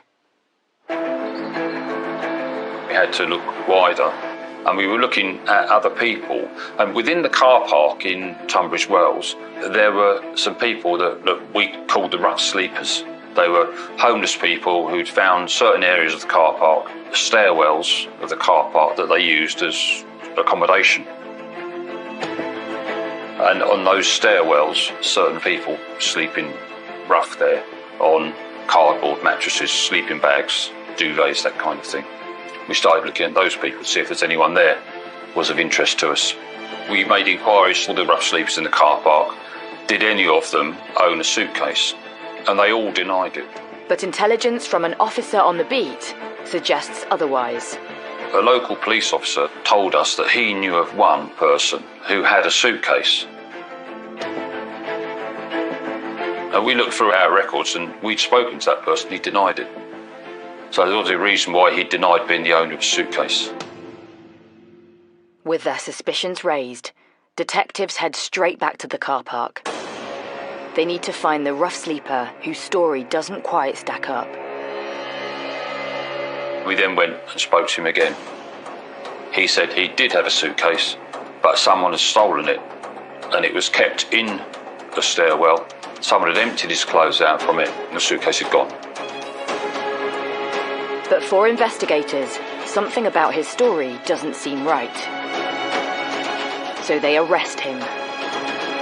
Perhaps this new suspect could blow the case wide open.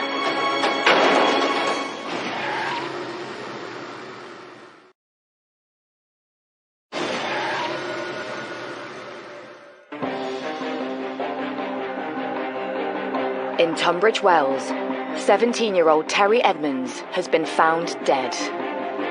She was sexually assaulted and dumped inside a suitcase next to a car park. Police have made another arrest. A local homeless man has been brought in for questioning. 21-year-old Philip Bell. He confirmed that the suitcase that Terry was in was the suitcase that he had previously owned. And we asked him more about it, but he insisted that the suitcase had been stolen. Nevertheless, there were little glitches in his story that were starting to cause the police concern, and that's when they started to kind of zone in on him as a suspect. Although police can find no evidence that their victim, Terry, knew Bell, they realise this isn't the first time he's had a brush with the law. Philip Bell came to Tunbridge Wells from Salisbury, and he sort of set up a base in Tunbridge Wells. He had left school at the age of 15 without any qualifications and had started living on the street. He got involved in petty crime. He became a drug dealer. Philip Bell had been in Tunbridge Wells for about 2 years, living rough, and he was heavily into drugs, so cannabis, crack, speed, solvents. So he was a big drug taker and just drifting around, really. And Bell's transient lifestyle puts him at the location where police believe Terry met her fate. The car park. Through their inquiries, police are told Bell had set up home on the landing of one of the disused stairwells. In the basement of that stairwell, forensic investigators find something sinister, with a link to Terry. She had some dirt, some debris on her inside her clothes that was directly linked to the bottom of the stairwell. And at the bottom of that stairwell, her blood was found.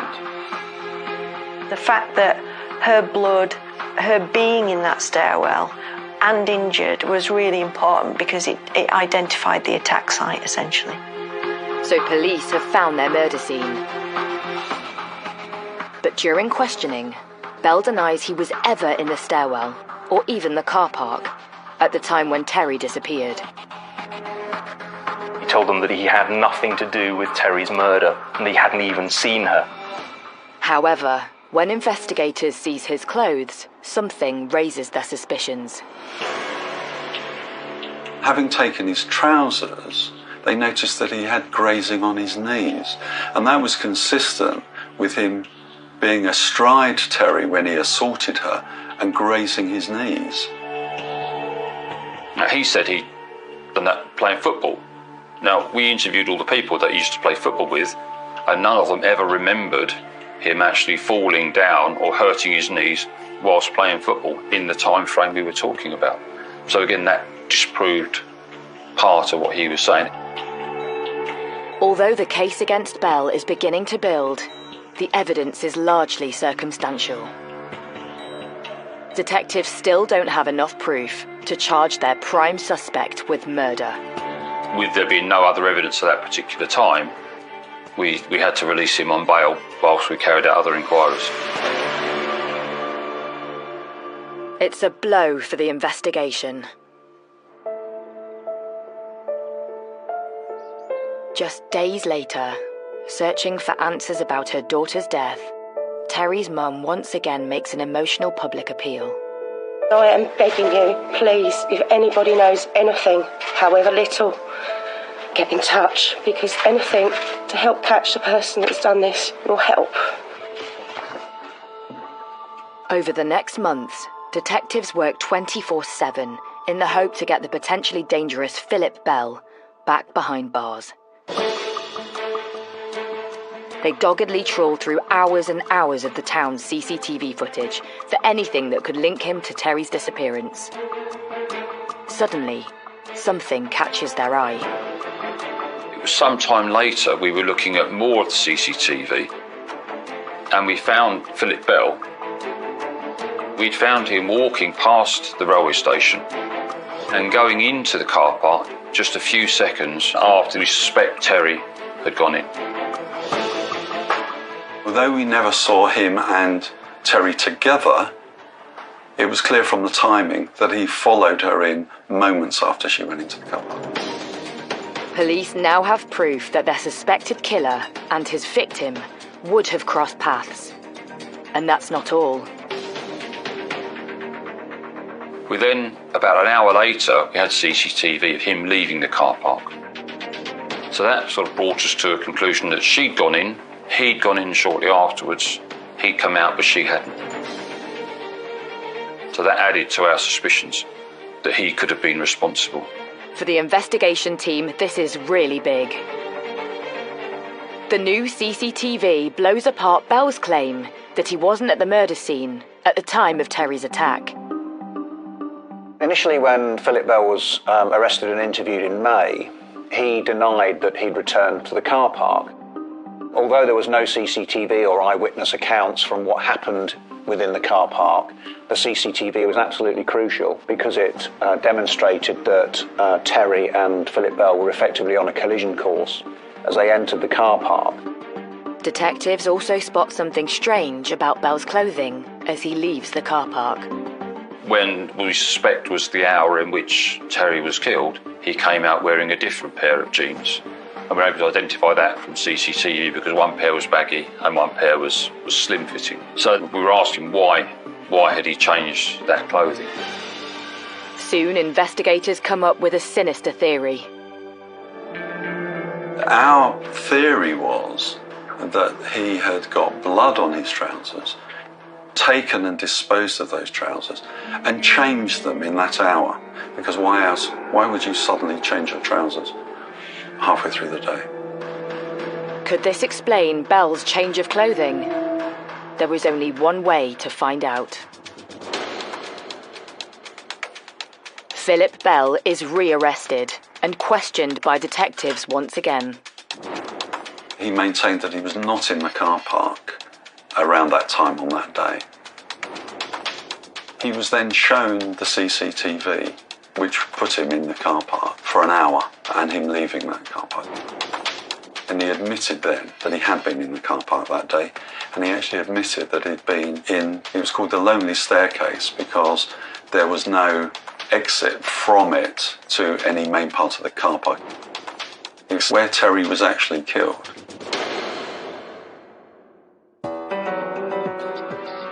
But Bell is adamant he never saw Terry or took part in her attack. Philip Bell had said during that hour between him going to the car park and him coming out of the car park, he'd been in his sleeping area smoking quite a large amount of cannabis. What he said was that he was, his words, stoned on cannabis, which was illegal. That's why he lied to the police about where he was. During that lost hour Bell couldn't account for, he claimed to have smoked over 7 grams of cannabis. But evidence from a drug specialist would blow holes in his story. We were able to disprove that through the use of a drug expert who was able to analyse the CCTV of him walking in and him walking out, and saying, walking out, he was not under the influence of cannabis, such as would have been the case if he'd consumed what he said he had. It seems the suspect who claimed he was high was walking far too steady on his feet. He couldn't be walking in that way if he was smoking a large amount of cannabis in a short period of time. For the team's advisors at the Crown Prosecution Service, the case against Bell is beginning to stack up. CCTV evidence was absolutely key in this case because it provided evidence to undermine Mr. Bell's initial account that he hadn't returned to the car park, and it also gave us evidence that he changed his clothing as well during what we called the lost hour between him entering the car park with Terry and then leaving the car park after he murdered her. Meanwhile, the forensics lab also has exciting news. An item of Bell's clothing that was seized during his first arrest has also yielded a result. In the CCTV of Philip Bell in Tunbridge Wells, he was wearing a very distinctive hooded top. It was a Fat Farm hoodie. And that hoodie was submitted to the laboratory for examination. And on it was a blood stain. It was a very small blood stain, about the size of a penny, that matched Terry Edmonds. And the lab finds more evidence on Bell's belongings that were seized by police in the stairwell where he slept. On his sleeping bag, 2 large stains of blood. Through DNA testing, these are also confirmed as Terry's. It was absolutely pivotal in the case because it demonstrated that there was a very clear link between Terry Edmonds, her being injured, and the belongings of Philip Bell. and that stairwell. To add to that, the pink sheet found near Terry's body, that's suspected of being used to smother her, throws up more clues in the forensics lab. Not only did it have the blood of Terry Edmonds on it, but it also had a very partial footwear mark, and that footwear mark was matched to Philip Bell's training shoes. So collectively, and I suppose circumstantially, things were starting to build as a case against Philip Bell. Is this the final nail in the coffin for the prime suspect? Forensic investigators find a semen stain on Terry's underwear. That's a partial DNA match to Philip Bell. Today, a local man, Philip Bell, has been charged with the murder of Terry Edmonds. With the evidence stacked against him, the 21-year-old homeless drug dealer is charged with the murder of Terry Edmonds. The news spreads through the town of Tunbridge Wells like wildfire. It meant for the first time we could actually legally name him as the man in connection to Terry's murder. When Philip Bell was charged, I think there was enormous relief that perhaps they had found Terry's killer. Before that, there had been a little bit of impatience from the public. Next day, Bell appears at Sevenoaks Magistrates Court charged with Terry's killing. The scene is set for his trial at Crown Court just 3 months later. So when there was this breakthrough and it was publicised, I think people felt finally Terry's killer will be brought to justice.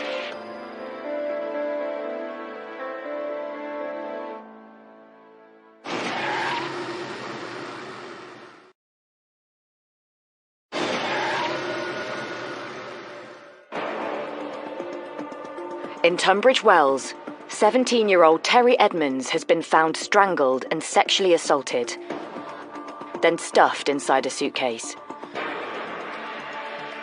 With the evidence stacked against him, 21-year-old homeless man Philip Bell has been arrested and charged with her murder. He's spotted on CCTV following Terry into a car park, and his hoodie has a stain of blood belonging to his victim. Detectives have built up a chilling theory of how he carried out the attack.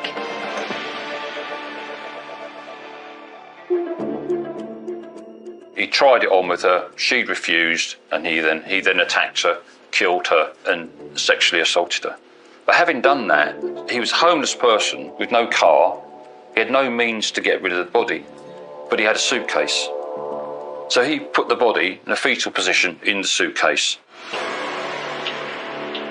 A year after Terry's disappearance, Philip Bell's trial begins at Maidstone Crown Court. He pleads not guilty to her murder. The thing that struck me about him was he was completely emotionless the whole time. You look into their eyes and there was nothing there.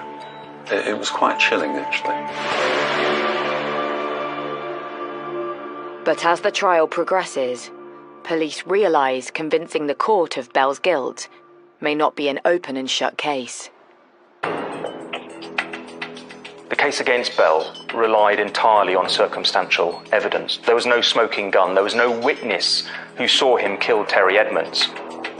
I think that Philip Bell also had a very good defence barrister who was able to just chip away at the little bits of evidence. It became really a massive trial. I was giving evidence for days on end. And before long, Bell's defence team has a trick up their sleeve to try and raise doubts in the jury. They point the finger at another rough sleeper in the same car park, one of Bell's associates. The man had a conviction for manslaughter. And because he lived in the car park, it was suggested by the defence that he was the murderer. Not only that, but the defence's new suspect could undermine one of the team's key pieces of evidence, the footprint on the pink sheet used to smother Terry. The man had a pair of Converse trainers found in his possession, which were linked to the pink sheet found at the scene with a bloody footprint that matched that pair of trainers. Following a dramatic trial lasting 6 weeks, the jury retires. After 22 hours spent deliberating, they failed to reach a verdict. For Kent Police and the prosecution team, their worst fears have come true. All the evidence against Philip Bell, it seemed very strong. So it was very disappointing for Terry's mum not being able to get any justice, and for the rest of her family. With no verdict reached by the jury, the judge orders a retrial. 7 months later, a second trial begins, and a brand new jury hears the case against Philip Bell. But again, we had the same situation, with evidence being chipped away at by the defence team. I was thinking, oh no, not again, because I was really concerned that it would be the same Groundhog Day kind of scenario. This time, the defence focuses on Bell's hoodie. They claim there was an innocent explanation for Terry's blood on it. They suggested that Philip Bell had brushed past the area where Terry's blood was and got it on his top. Again, I think that what they did was they raised a doubt about that, and the jury just couldn't be sure of it. Following 19 hours of deliberation, the jury has news. I think it's fair to say you could cut the atmosphere in that courtroom in Maidstone Crown Court with a knife. Once again, a jury has failed to reach a verdict. This is another massive blow for Terry Edmonds' family. They'd sat now through 2 lengthy trials. There was, on my part, a real sense of shock and disappointment when the jury were unable to return a verdict, and then having to decide what we were going to do. The team is on the verge of calling it quits. Now, if we'd done that, Bell would have walked free, and Terry's killer would never have been brought to justice. But in a last-ditch effort to save the case, the prosecution tries for something rarely attempted in British legal history. A third trial of the same defendant. And so we argue that it was in the interests of justice to go a third time, which is unusual. It was the right thing to do. That we had an overwhelming case, that Terry had been murdered by Philip Bell. It's a close call, but the judge sides with the prosecution and agrees to keep Bell in custody until the retrial. So the team has one last chance to put Bell behind bars. If the case fails, then he is going to walk free, and he could be dangerous. So the prosecution goes back to basics. First, they tackle Bell's claim that he brushed past Terry's blood, left on the stairwell. Forensic scientists run tests using the same small amount of blood that was found on Bell's hoodie. This tiny amount would have started drying if he'd touched it after the attack. So you can see that if the blood has started to dry quite considerably, the stains start to break up. They're quite gritty, they're quite flaky. But the stain on Bell's top seemed fresh, questioning his version of events. The blood stain on the hooded top was not flaky, it was fresh looking blood that had been transferred. So it demonstrated that it wasn't drying blood. So that blood must have transferred very quickly after it was available, which started to put Philip Bell being involved in the assault on Terry Edmonds and being exposed to her blood after she was injured.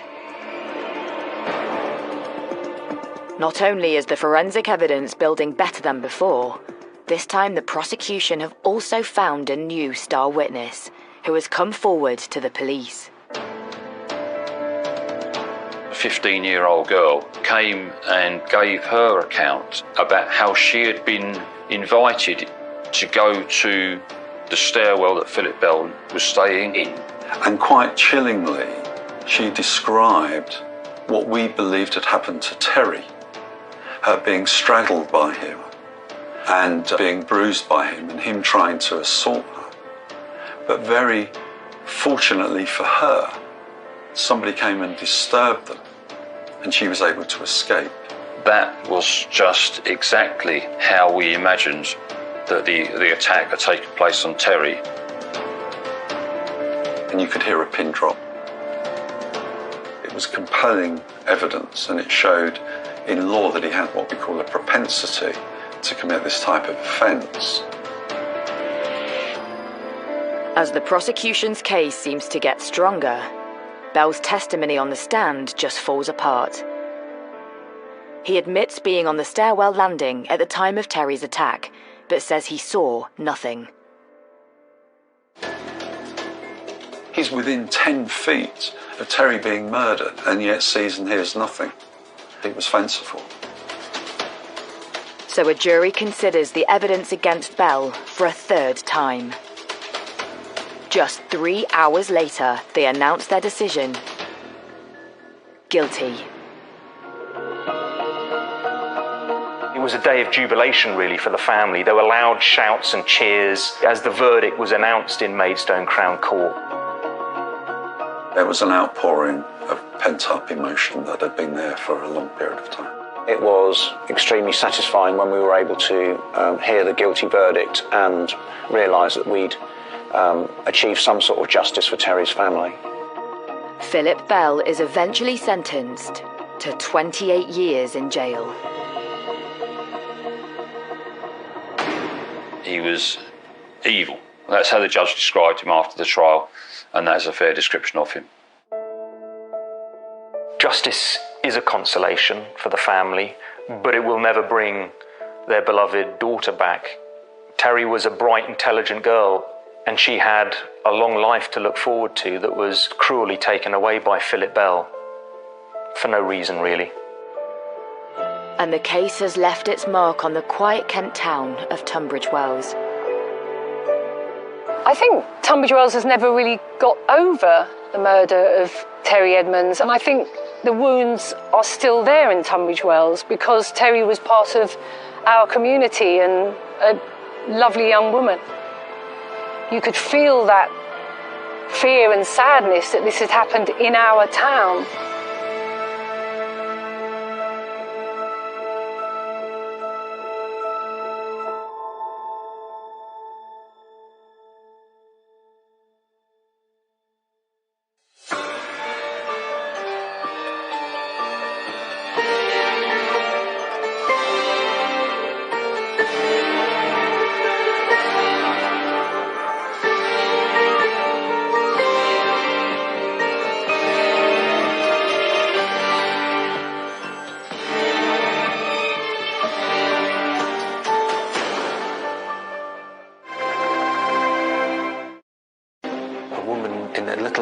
Village walking her dog. These were circumstances which people would think were nightmarish.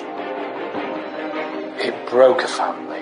It caused the most horrendous shockwaves to a community. You could sense that a village like this wasn't used to crime of that degree. There was no possibility that he could be tried again for that offence. I think it gave him this powerful energy that he used to terrorise people. His behaviour was vile. This was a historic ruling in terms of double jeopardy. It was legally groundbreaking. It was high stakes. This was the first in the country. He clearly thought he'd effectively got away with it.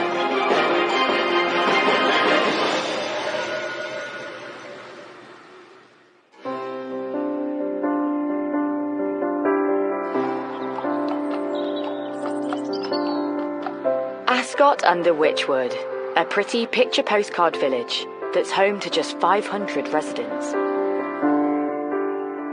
This peaceful, rural parish lies in the Evenlode Valley in Oxfordshire. Ascot under Wychwood is a small village. Lots of villagers will have been here for many, many years. There will be families that have had descendants that have grown up in the village, and people know each other, that people look out for one another. It really is a tight-knit community where people generally know what's going on. You know, if you drove through a village, you'd say, oh, this is a really nice place to live. You know, very idyllic, nice people, and a place where you perhaps also feel quite safe.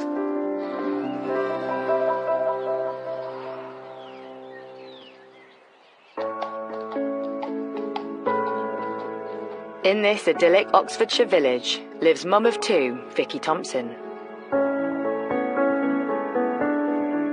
Vicky was an absolutely delightful mum, wife, and, you know, loved her family, great family unit. People that came into contact with her, you know, equally found her delightful. You know, she was a lovely, kind lady. Vicky was a key part of the village community, as many people were. People would have known her in the village, and clearly living a nice, quiet life in the Oxfordshire countryside. She's often seen out walking her beloved dog, Daisy. She loved the fact that she could just, you know, come out of her front door and within moments she'd be surrounded by fields, you know, with a dog and the children. So, you know, for her, I think it was a perfect place for her to bring up her family. But Vicky's perfect idyll is about to change. Vicky had just celebrated her 9th wedding anniversary with her husband in the village pub where she worked. So on the Saturday they take it easy, relaxing in the garden. It was a pleasant day, the weather was beautiful, so it was a typical, you know, idyllic weekend really, that, you know, that's what families sort of strive for. In the afternoon, Vicky decides to take collie Daisy out for a walk. It would have been about 3:45, 4 o'clock when she set off at a regular time down the same country lane, across a little bridge over the river that ran through the village, to walk Daisy down to Shipton Lane, it was called, and to come back. It's typical of a village lane in this sort of area, perfect for walking the dog, and I'd imagine it was a well-worn route for Vicky and many other dog walkers in the area. But today, Vicky's dog Daisy does something quite unexpected. The first that anyone was aware that something was wrong was when Daisy came back. And then, unfortunately, when the dog returned without her, that's when alarm bells started to ring. As time goes by, with no news from Vicky, concern starts to set in. Vicky's husband went out, started looking, spoke to neighbours, spoke to friends, and then, you know, you almost naturally go into a sort of second phase of now starting to do a bit of a search, which is exactly what happened. So it sort of morphed into more of a search and thinking something's not quite right. Vicky's husband assembles a small search team of family, friends and neighbours. They retrace her steps on her regular walk down Shipton Lane in the desperate hope of finding her. One of those who were looking for her did notice some bloodstains on the surface of the path. They thought that they were the blood of a sheep or something of that kind. They didn't think much of it at that time, so they went back to the village, and it was only when she still didn't return and they went back again that they looked at the bloodstain more carefully and came to realise that it was quite fresh, that beneath the congealed surface it seemed still to be wet. But much more importantly, nearby they then found some broken pieces of jewellery which were very quickly identified as hers. And that then became a source of real alarm, and I think it was that discovery which prompted the first call to the police. Finding that jewellery, all that did was, I think, heighten the sense of nervousness within those that were looking for Vicky at the time. As police make their way to the scene, the frantic hunt continues for Vicky. Her husband and neighbours are terrified she's clearly come to some harm. They make their way further down the lane. This is Shipton Lane. We've got the lane itself, and then to the right you can see the train track, and they must have really panicked and must have been desperate in time to find her, and it wouldn't have taken them too long once they'd realised that she was no longer on the path to scour the local area.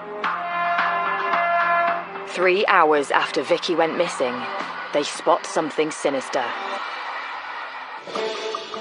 They noticed a gap in the hedge that ran alongside the lane where the bloodstaining and the jewellery had been found. And when they went over to the gap, which led into a nearby agricultural field that was bordered by the embankment of the railway line, they could see something in the distance that looked out of place, and they made their way across the field. And they would have found her in a bad way here. To their horror, Vicky's lying on the ground, with blood covering her face and head. When her husband tries to speak to her, she's drifting in and out of consciousness. She was clearly in a very bad way. He spoke of her mumbling, and he tried to keep her talking and tried to keep her coherent. I believe she could name the name of their son. Something ominous close by suggests this is foul play. There was a stone there nearby. She'd obviously been attacked. She was bleeding, and to discover her like that is quite a harrowing experience, really. But Vicky was found, and she was found alive. Her husband asked her, "Who did this to you?" But he just couldn't quite make out what she was saying. She was clearly in a very bad way and clearly very seriously injured. She was certainly not able to say what had happened, still less to identify who was responsible.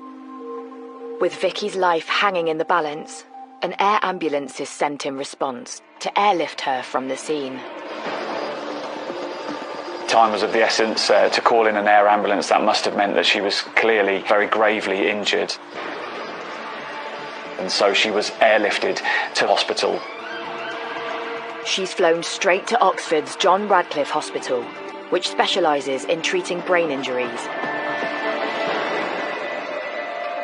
She'd suffered multiple blows with a hard object to her head, which had caused skull fractures and serious brain damage. As police secure the crime scene, their minds turn to the violent attacker on the loose.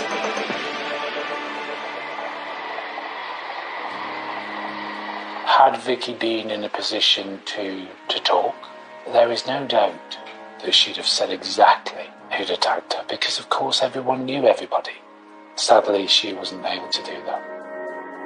With no immediate suspect in the frame, the fear of an attacker living in their tight-knit community is the talk of the village. People think that it could have been them, that it seemingly there's no targeting, that perhaps this was just a random attack on any dog walker. It could have been them, and I think that probably did strike home to the local community and perhaps the wider community in the county and beyond. Within the community, there's no doubt that it was colossal. You know, that fear of crime can be just as powerful. And when you've got a small community that has been completely rocked by what unfolded, there's no doubt that it impacted that community severely. Over the next 6 days in intensive care, Vicky Thompson fights for her life. Her condition quite quickly deteriorated, and she died a few days later.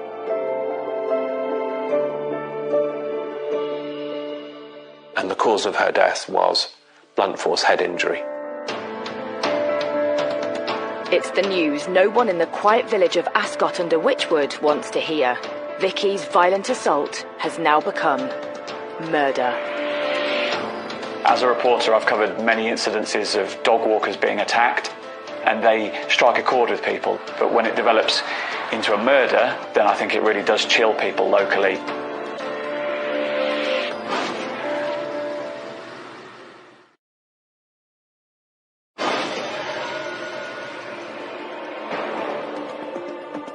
In the quiet Oxfordshire village of Ascot under Wychwood, mum of two, Vicky Thompson, has been brutally attacked whilst out walking the dog,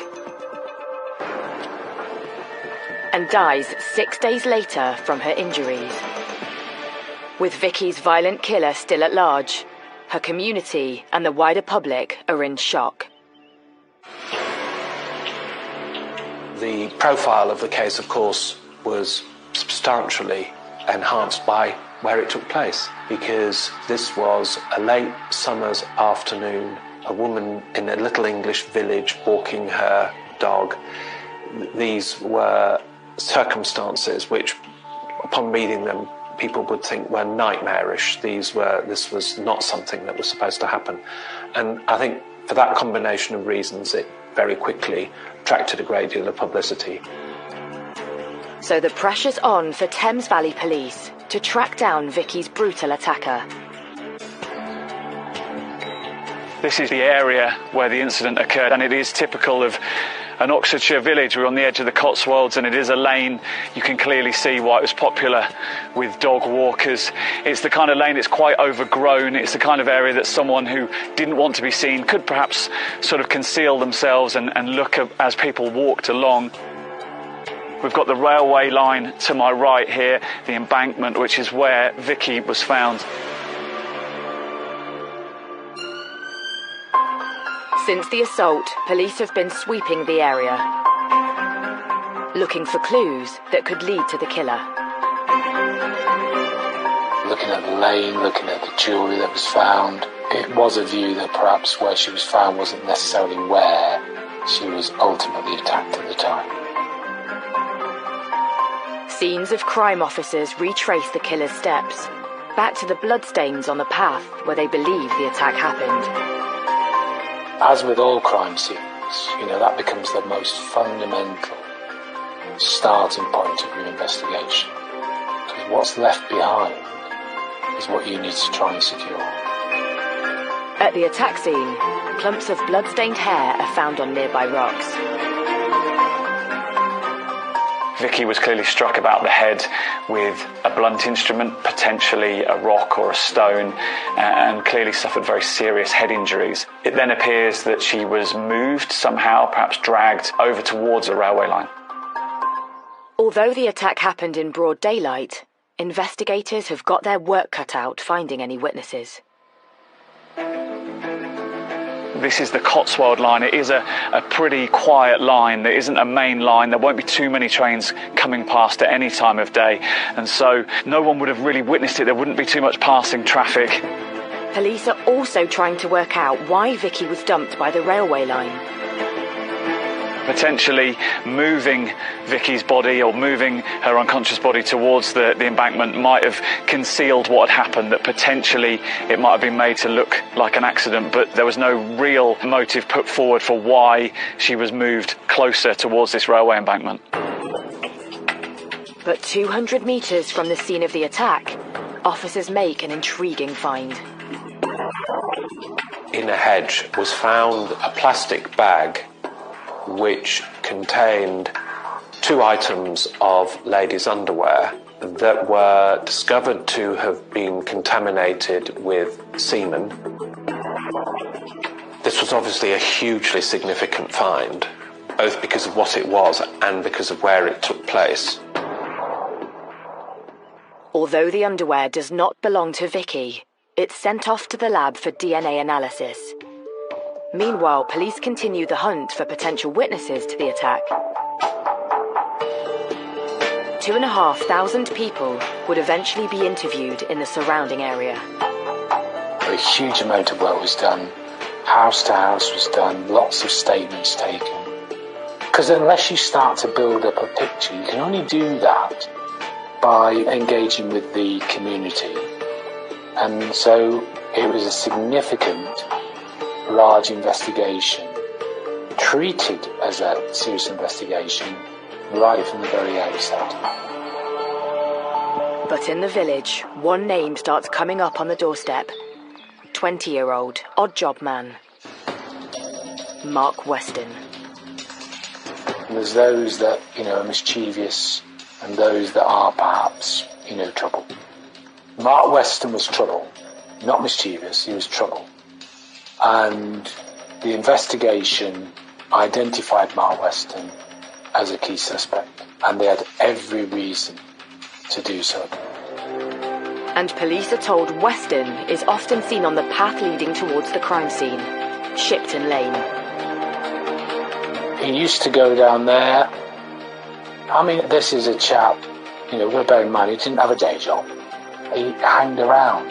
So this place was a sort of regular haunt. There was lots of witnesses that would place him on this lane because it was a regular thing for him to do. Through door-to-door inquiries, 4 separate villagers tell police they saw Weston heading towards Shipton Lane just before the approximate time of Vicky's attack.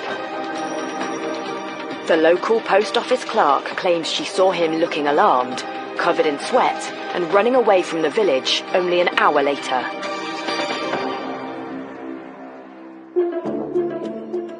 Some witnesses had come forward and said that they'd seen him acting strangely. It became very clear, as a result of, the inquiries that went on, that Weston became a suspect.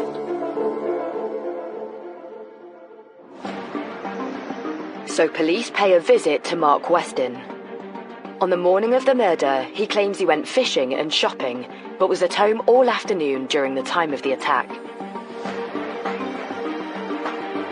3 days later, when police question him again, his story changes, and he says he was at home all day. 5 days later, it's a different story.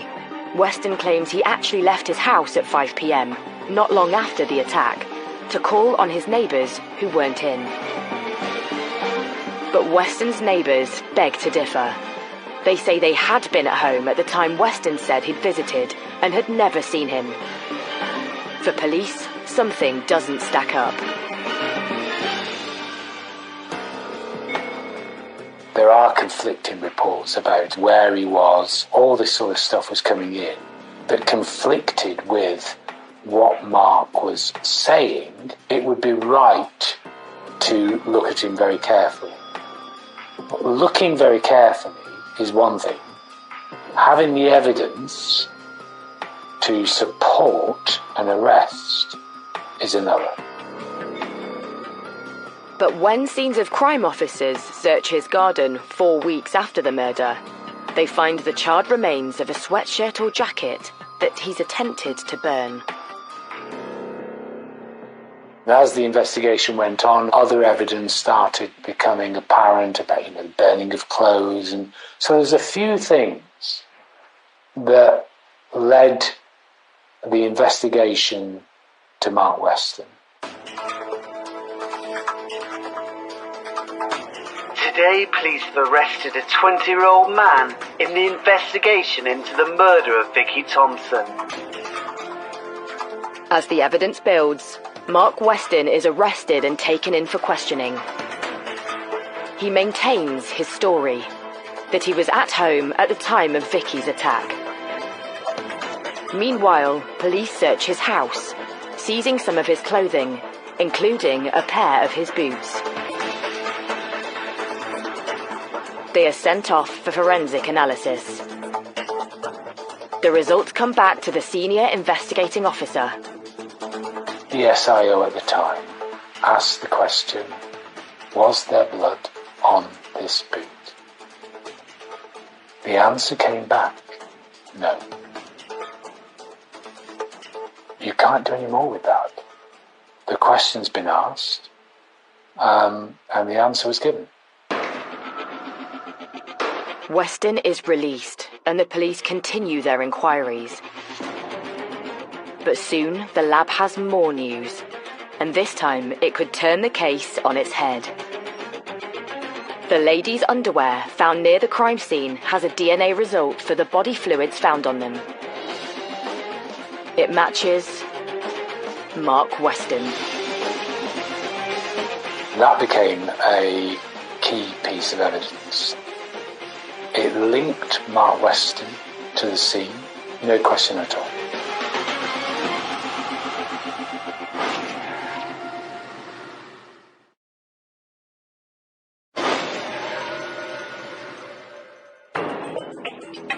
In Ascot under Wychwood, Oxfordshire, police have a prime suspect for the murder of mother of two, Vicky Thompson. DNA linked to Mark Weston is found in a bag of ladies' underwear close to the attack scene.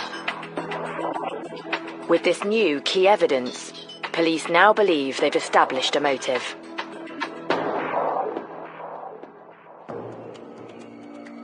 He quite possibly was seen by Vicky performing a sex act and perhaps reacted angrily to Vicky, perhaps accosting him and asking him what's going on, and then things escalated from there.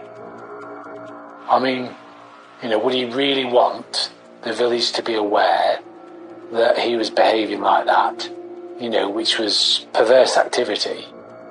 I think he was threatened with humiliation and possibly worse. And I think the initial violence that he used was in temper and spontaneous. Once things start to go wrong, they get worse. And I'm afraid I think that's what happened here.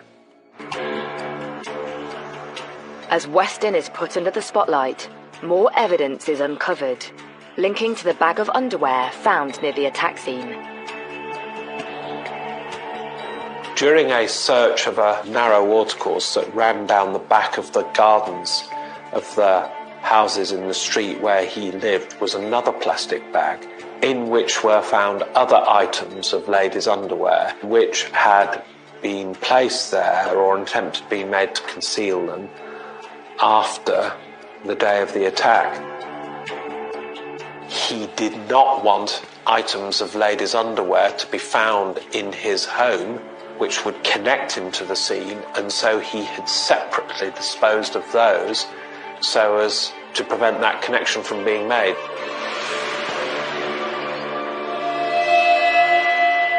Although none of this underwear belonged to murder victim Vicky, police can now see Weston's trying to hide a sordid secret. It was the underwear of women who lived in the village, and it had been taken from their washing lines, and he was using it for a sexual purpose. His reputation in the village from that day onwards would have been destroyed. I think there would have been an element of ridicule in it for him, and it might well be that he just couldn't bear the thought of that. It seemed from the evidence that Mark Weston perhaps had a troubling relationship with women and perhaps fixated on some women locally. We will never know. Today, a 20-year-old man has been charged with the murder of Vicky Thompson. 6 months after Vicky Thompson's brutal killing, Mark Weston is charged with her murder. Then, in November that same year, he finally faces trial at Oxford Crown Court. But before the case barely gets underway, the prosecution's dealt a serious blow. I think the police and perhaps the Thompson family felt very aggrieved that the judge presiding over the trial ruled inadmissible some key evidence, and that was our bag found with 2 pieces of underwear containing DNA from Weston very near the scene. That was ruled inadmissible. The jury couldn't know about that. With little other evidence proving Weston's inappropriate sexual behaviour, the judge believes this one piece of proof could unfairly sway the case. The judge felt it just wasn't fair for Weston that he would get a fair trial if that was admitted. And I've got no doubt having that judge make that direction would have been hard to be accepted. But the law is there to protect everybody, whether you're a victim or an offender, to make sure, from an offender's perspective, that you get a fair trial. But police have now lost their vital evidence linking Weston to the crime scene. And so a key bit of evidence, a key bit of fact-finding from the police was ruled out at a stroke. It is unfortunate that that wasn't admitted as evidence. It would have been crucial. It would have significantly helped the Crown's case. As the trial continues, the prosecution case never recovers. There have always been discrepancies and inconsistencies in the accounts which he gave at the time about his movements, but none of that was sufficient to prove an opportunity for him to have been where she was in order for him to have carried out the attack. And in the absence of a piece of evidence which could clearly establish that, it was always going to be difficult. Following a trial lasting 14 days, the jury retires to consider the case. To the court's surprise, they return in just 50 minutes. The verdict? Mark Weston is not guilty. It's a body blow for the police and Vicky's family. An acquittal in 50 minutes or so is fairly rare in my experience, and so clearly the jury in that original trial just didn't feel there was the evidence there to convict Mark Weston. An acquittal so quickly after retirement was interpreted as a declaration of innocence, a statement by the jury not merely that it hadn't been proved that it was him, but that it very definitely wasn't him. It is very disappointing when a jury does come back and return a verdict of not guilty, when you know and you strongly believe that that person is guilty. The case was thrown out very quickly, and so the police and Thompson's family and friends clearly walked away from the Crown Court that day very disappointed indeed. They made their decision at the time that had to be accepted. Mark Weston even appears on local news to boast about his acquittal. Cleared of murder, Mark Weston is this morning back with his family.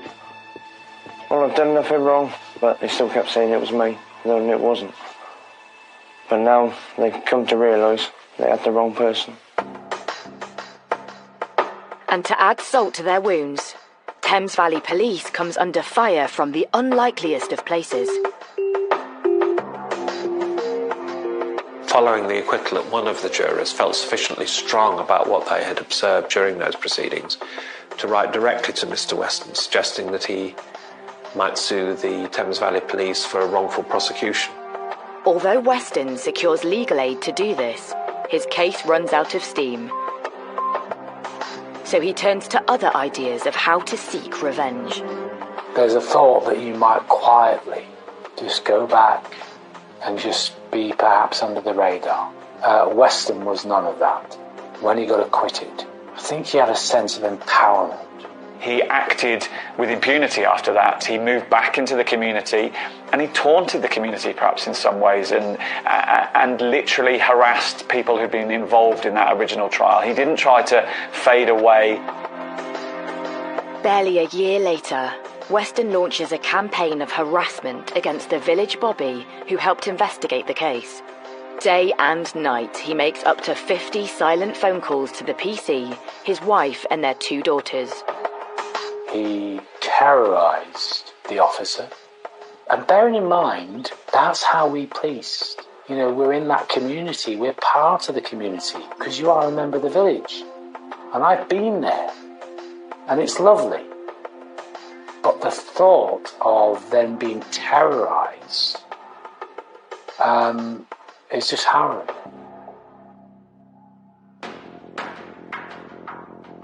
After police put video surveillance on the village phone box and record Weston's phone calls, he's convicted for harassment. Weston is sentenced to a 2-year conditional discharge and a restraining order. So next, Weston moves on to another villager who also provided evidence in his murder case. I believe he put some posters up around the village and he made remarks about people being a grass, and clearly he went on the offensive. Weston shines lights into his neighbour's house and posts threatening notes through her door.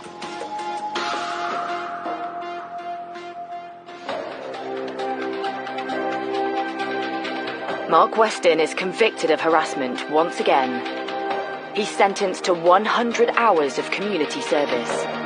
This empowerment, I think, overwhelmed him. So he became very vexatious. I am permitted to do this because actually I've been acquitted. I think it gave him this powerful energy that he used to terrorise people. His behaviour was vile. He was perhaps a little bit arrogant. He didn't feel that he was under any threat from being hauled back to court. The law at the time meant that he couldn't be retried for the same offence, and so he clearly thought he'd effectively got away with it. But a change of law on the horizon would soon give the investigators new hope. Why? Because we knew, without question, that Mark Weston killed Vicky.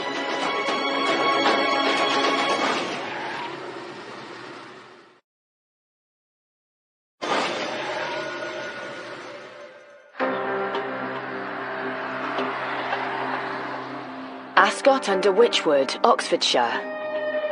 In spite of proof linking Mark Weston to the murder of villager Vicky Thompson, he's acquitted in court. And the so-called double jeopardy law means Weston will never face justice again, even if new evidence comes to light. It was a horrific attack, and her family must have been deeply troubled by no one having been convicted of her murder. But in 2003, there's fresh hope. Parliament passed an act which abolished the common law rule of double jeopardy, permitting, in limited circumstances, the prosecution for a second time of the same individual for the same offence. 2 years later, on the 10th anniversary of Vicky's tragic murder, Thames Valley Police's cold case review team reopens the investigation, with then Detective Superintendent Barry Halliday leading the unit. That was typically one of the cases that was immediately identified as needing to be reviewed. That didn't mean it was easy for prosecutors to bring another case. It was, in fact, there was a very high bar for the prosecution to succeed. They'd also need compelling, fresh, new evidence. They knew that a murderer had walked free after that initial trial, and they just needed that one piece of evidence to get him, to nail him, to get their man. The light bulb moment for investigators comes from another high-profile case that hit the headlines 5 years earlier. The murder of Peckham schoolboy, Damilola Taylor. The senior police officer was attending a lecture on how, upon the first investigation of the death of that little boy, highly incriminating bloodstains had not been detected upon items of clothing being examined by scientists during the investigation, and how difficult it is sometimes to find them. So detectives try and hunt down any of Weston's belongings that weren't returned to him following the first investigation. They're in luck. Weston's boots are found in one of the Force's exhibit stores. Could they contain that golden nugget of proof police desperately need?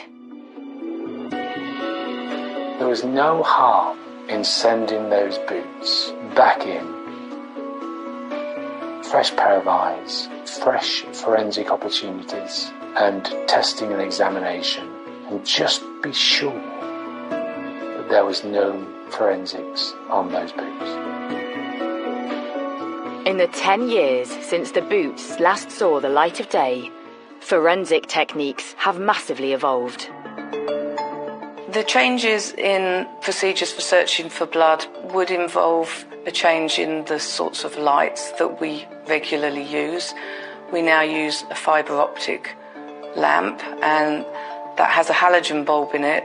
Previously, people just used perhaps an overbench light with a tungsten bulb in it. And we know that that change in lighting is much better for looking for bloodstains. The other change is that we will more regularly use a low-power microscope to search an item for blood, whereas previously that wasn't routinely used. So scientists put Mark Weston's boots under the microscope to see if the tiniest spot of blood had been missed the first time round. The fact that they are black proves to be the greatest challenge. People think of bloodstains as being bright red. Well, they are when they're fresh, but they very quickly change their appearance. They darken. The blood doesn't show up readily on a black surface. There are also lots of nooks and crannies, and it has a very intricate surface, so it's a difficult item to examine, and I think even a careful and diligent scientist could miss blood if they weren't examining it under optimum conditions. But soon, forensic scientists hit the jackpot. We found some blood staining on Mark Weston's boots, and DNA profiles were obtained from that blood, and those matched Vicky Thompson. That was really the significant moment in this case. It was the turning point. It's the news the cold case team have been longing for. The case was never closed. And to get a moment like that where you're told that all that hard work that your team has ploughed into evidence is euphoric. They'd finally found that smoking gun, that real piece of evidence that they needed to seal the conviction that they thought they should have sealed years earlier. After 4 years spent rebuilding their case, police swoop in to rearrest Mark Weston. He was absolutely, frankly furious. You know, he was adamant, arrogant, can't believe this is happening to me again. You know, that sort of behaviour. So all the evidence was presented to him, including the overwhelming evidence of the blood of Vicky on his own boots. Absolutely no response from him at all, accepting any responsibility or liability for Vicky's death. A complete and utter denial. But the police aren't home and dry with a prosecution yet. Next, they have to convince a court of appeal. And these are uncharted waters. It's one of the first times a double jeopardy case has been heard before the court. Our case was made very strongly, and then there is that huge sense of nervousness whilst you're waiting for the decision. After weeks of waiting, police and prosecutors finally get news. Given how compelling the evidence was, the Court of Appeal made the decision that it was in the interests of justice for Mr. Weston to be tried again, and his acquittal was quashed. That was agonising, waiting. But the news came back. You are elated. It was a great moment when we heard that the Court of Appeal had overturned the acquittal. This was a historic ruling in terms of double jeopardy and introducing new scientific evidence. 5 months later, Weston finally hears the murder case against him for a second time. There was a real sense that Thames Valley Police had been given a second chance here, and so there was a sense of tension that the police were gambling in a sense, that this was their final throw of the dice. It was high stakes. The tension was immense, and Weston continued to be as arrogant as ever. But this time, the discovery of underwear near the crime scene linked to Weston is allowed to be heard in court.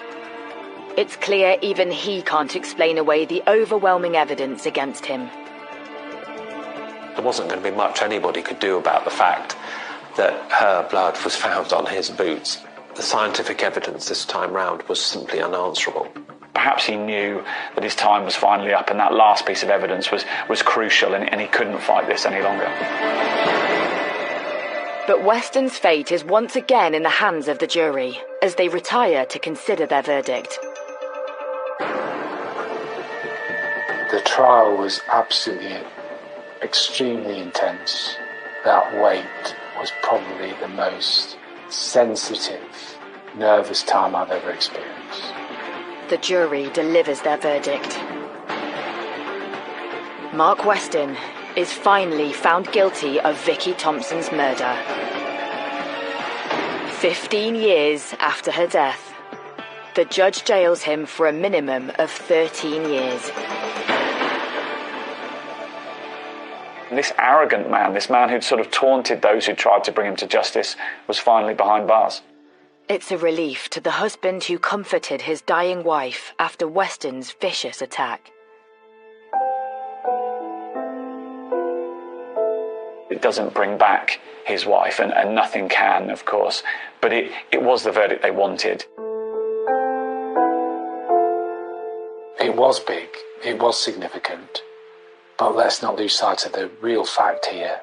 The real fact here is Vicky lost her life. She shouldn't have done. It broke a family. It caused the most horrendous shockwaves to a community.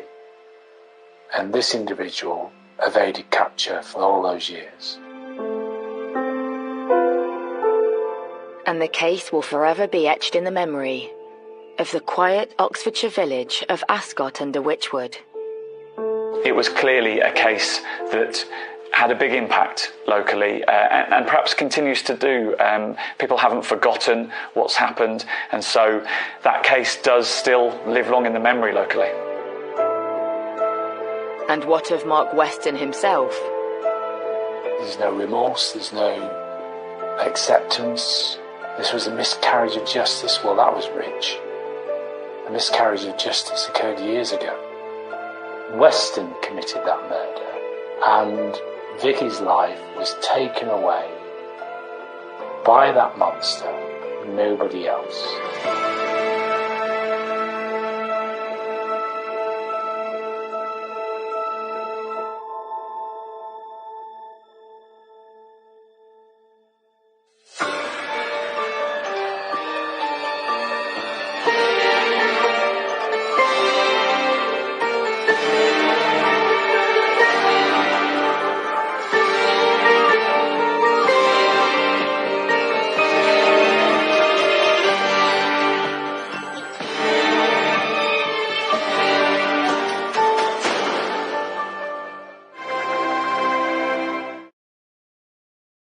When you hear there's a murder, it can frighten people.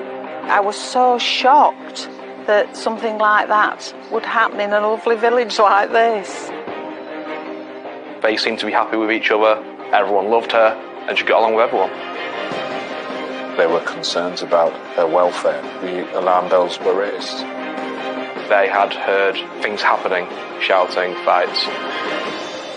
It was weird. It's as if he was trying to tell us something. He went off on what can only be described as a drink and drugs binge. Ultimately, it led to the tragic death of a lovely, caring wife. A lovely woman who was taken away from us by a horrible, sadistic man.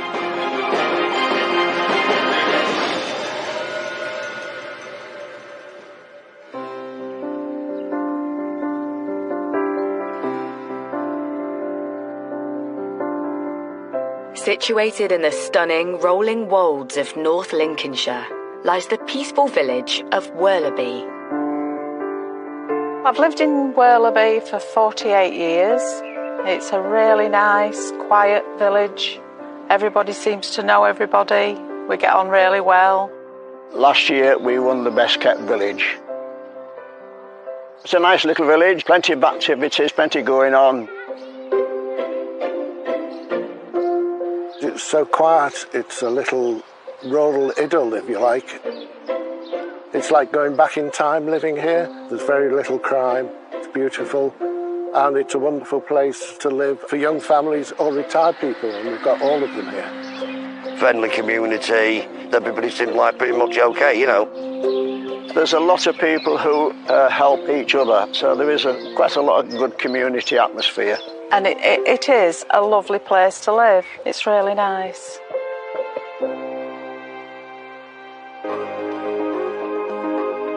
So it's the ideal place for Ian Hamer and wife Joanne to set up home. We're fairly new to the village. I think they've only been here about 5 years in total. I think I met her once. She seemed a really nice lady. Joanne in particular seems to throw herself into village life. Joanne was liked by everyone on the road. Outgoing, always out on the streets, speaking to each other. Ian, you would never see. He would be in his home quite a lot. Joanne, complete opposite. Everyone loved her, a really welcoming woman, and she got along with everyone. And so people wanted to open up to her, and that's why I think she quickly integrated into Wortherby and loved living there. Joanne also has a successful career at the local council where she manages their healthy lifestyle service. After 6 years there, she's risen to become the public face of their healthy living campaigns. She was quite a bright, some would say brilliant person who had a quite substantial job working with the local authority and really independently minded in some respects. Just a lovely woman who did wonders for the council. Everyone loved her at the council and no one had a bad word to say about her. Ian Hamer, Joanne's husband of 27 years, works as a self-employed business consultant. He worked in many businesses and earning money here and there. And to sustain a reasonable living, he had a nice place in Wortherby, quite an expensive area to live in, so he must have been doing okay in his profession, I guess. They seemed to be happy with each other. Friends and family said that there was a good couple for the large part. Married a long time, nice family, 3 kids. It was all seemingly going well. But what seems like an idyllic life is about to change. Humberside Police, what's your emergency? Humberside Police are called after Joanne fails to turn up for work. Her elderly mother has also been trying to reach her, to no avail. They did speak most days, if not every day, because her mother was very ill as well. And Joanne used to help to look after her. And that raised sufficient concern for her to ring the police. There were concerns about her welfare. The alarm bells were raised. And a concern for welfare incident was generated, which resulted in the police attending. Police make their way over to the family home. When they knock on the door, there's no answer. So the officers break in. When they search through the house, nothing could prepare police for what they find in the master bedroom.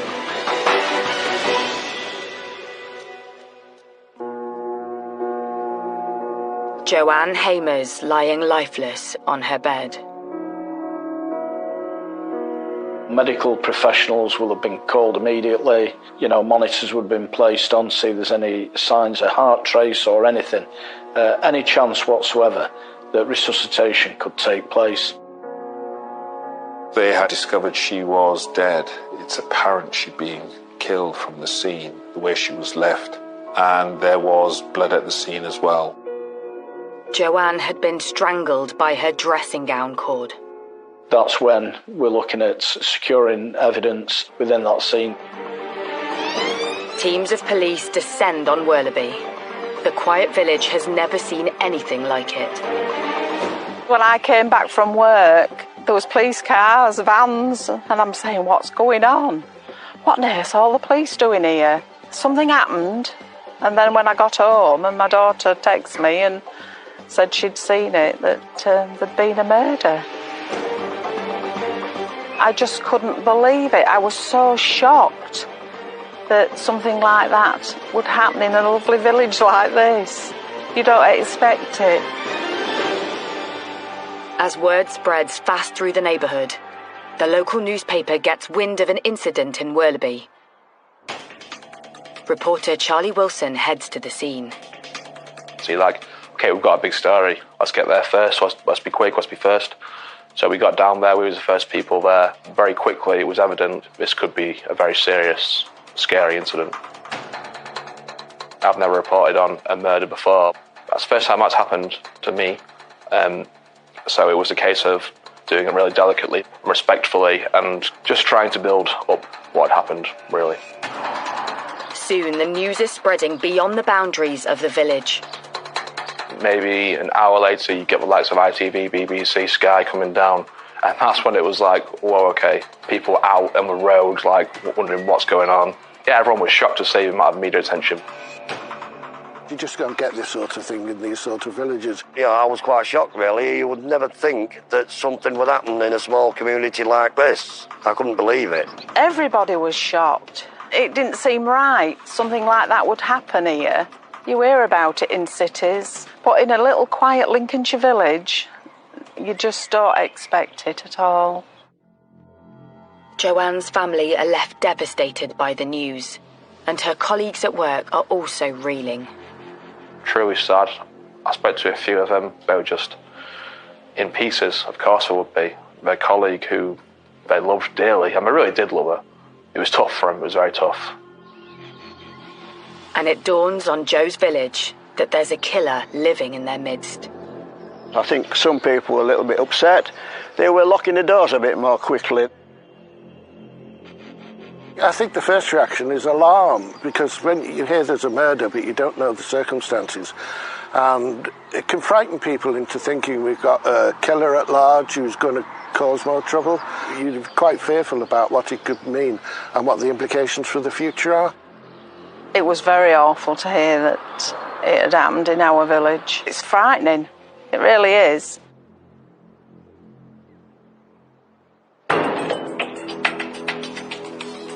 With fear spreading quickly throughout the village, Humberside Police needs to work fast to establish who committed this horrendous crime. And first, they look at Joanne's home life. This marriage on the surface, to all intents and purposes, would have looked like a stable, normal marriage without too many problems. The reality was quite different. What I heard was that their marriage wasn't great by the people on the road who lived there, because they had heard things happening, let's just say, whether it be shouting, fights. It turns out Joanne and Ian had recently had a trial separation, but then Joanne decided to return to the family home. Joanne Hamer had sought to see if she could give the relationship one last chance. This was part of her trying to make the relationship work. This new information puts husband Ian in a new light. Maybe Joanne tried to keep certain things to herself to hide what was really going on at the home to save her marriage. With Ian Hamer nowhere to be seen, police suspicions are starting to build. We do know in this particular case that a neighbour had reported an argument in the morning between them. I spoke to the woman who heard the incident around 4 o'clock in the morning, around that time. She had heard screams, shouts for help. And then the argument ceased. Police launch an urgent public appeal to help them find Joanne's husband. They need to track down Ian Hamer, and fast.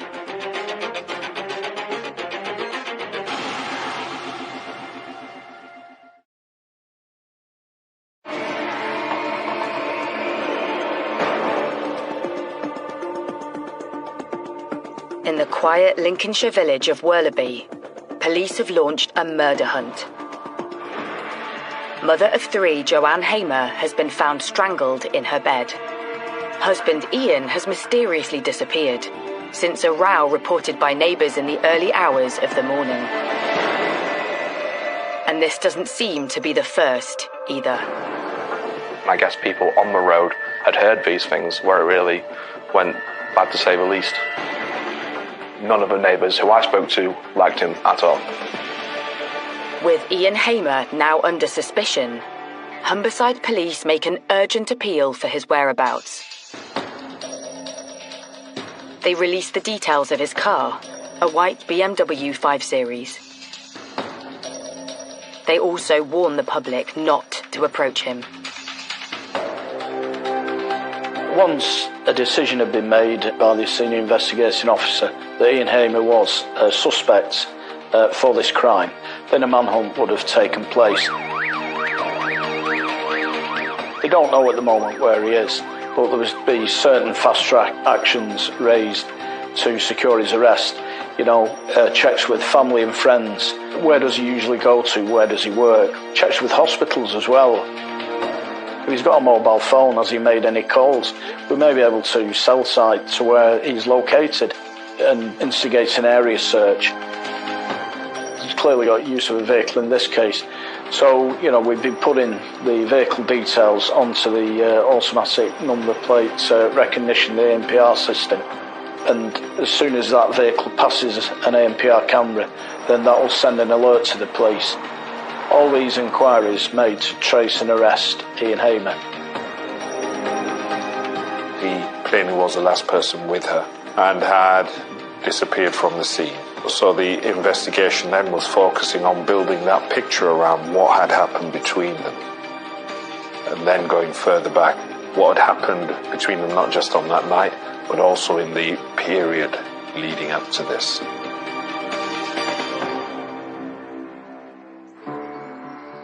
Detectives put Ian Hamer under the microscope. The picture that emerged from witnesses was of somebody who was supremely self-assured, self-confident, and superficially was, or at least on the face of it, was somebody who was quite engaging and interesting. But those same people always spoke about, the more they got to know him, appeared to be another side to him. And they also described how, over time, he could present as being very self-interested and, I suppose, conceited. So there was somebody who could, when he wanted to present in a way which was superficially attractive, but the more people got to know him, there was to him which was unattractive in terms of him being controlling, perhaps aggressive.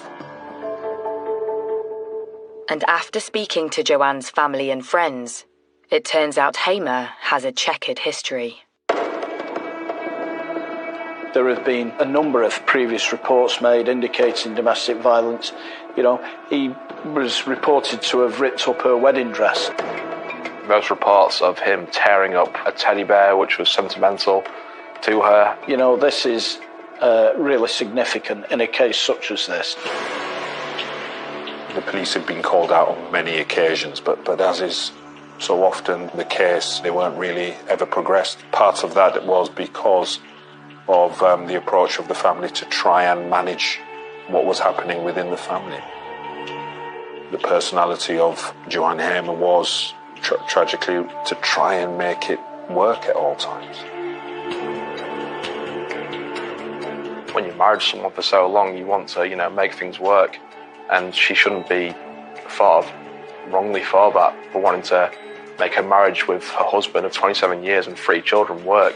It's just that he was so far gone and so far twisted. There are a number of occasions where she left him, but he managed to persuade her to come back. And I've investigated, sadly, domestic homicides where controlling and abusive husbands have tried to isolate their wives, and we know that Hamer did this and, dissuading her from contact with family and friends.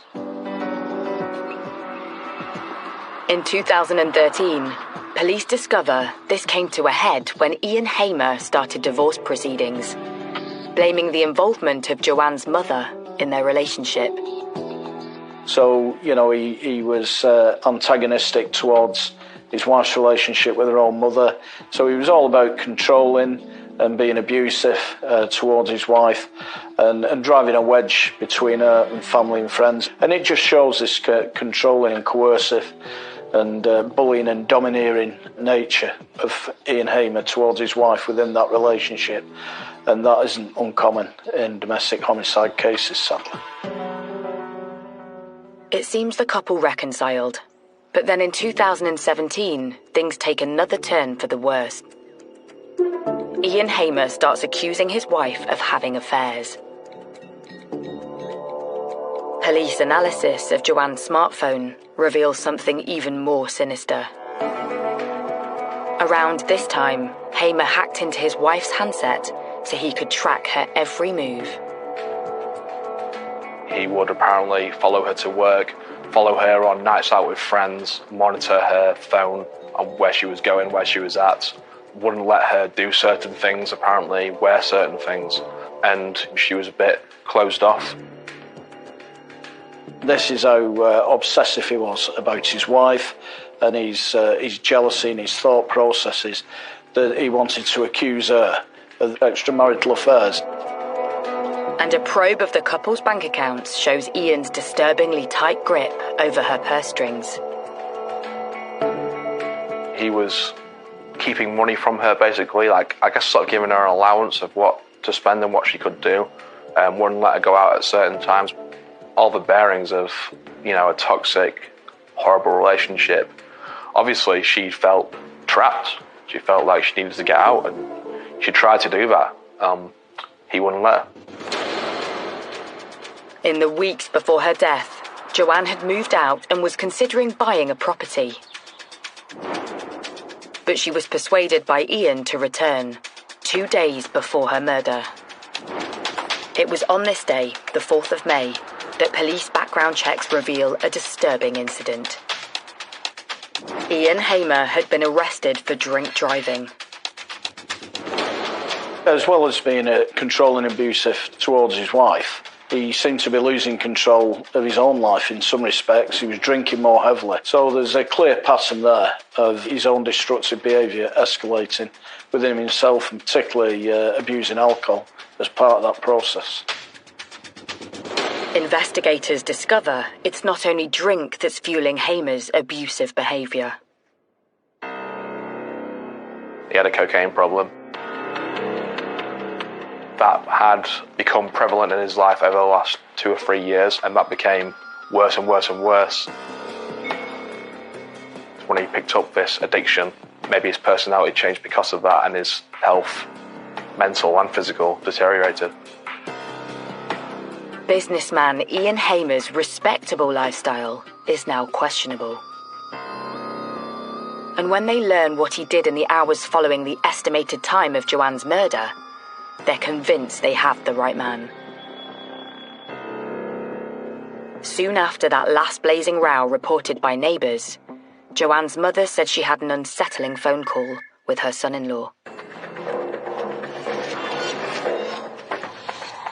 When family members tried to contact her the following morning, he told them that Joanne Hamer couldn't speak to them because she was unwell, and as he framed it, she had a sore throat. Chillingly, police believe Joanne was already dead when Hamer made that calculating comment. Just, like, sick. Like, strangle her, and then you got to tell her mum that she can't come because she's got a bad throat. Like, sadistic. Like, horrible. When you hear that, it's just like, I don't know what to say. Horrible. And it appears Hamer used the same story again. His son had attended at the marital home at a time when Joanne Hamer was probably dead, and that's when he first introduced that concept of her having a sore throat, when he knew she'd been strangled and she was probably dead.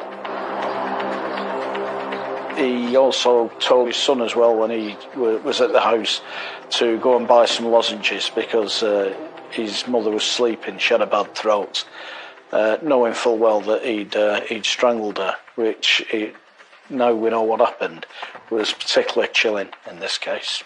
To say that she got a bad throat, I mean, how callous is that? And therefore the question is, whether was that him being cruel or was it him buying time?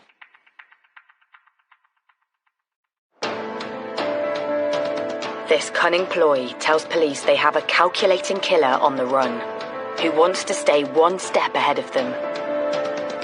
But it's only a matter of time before a false move by Hamer would reveal where he's hiding.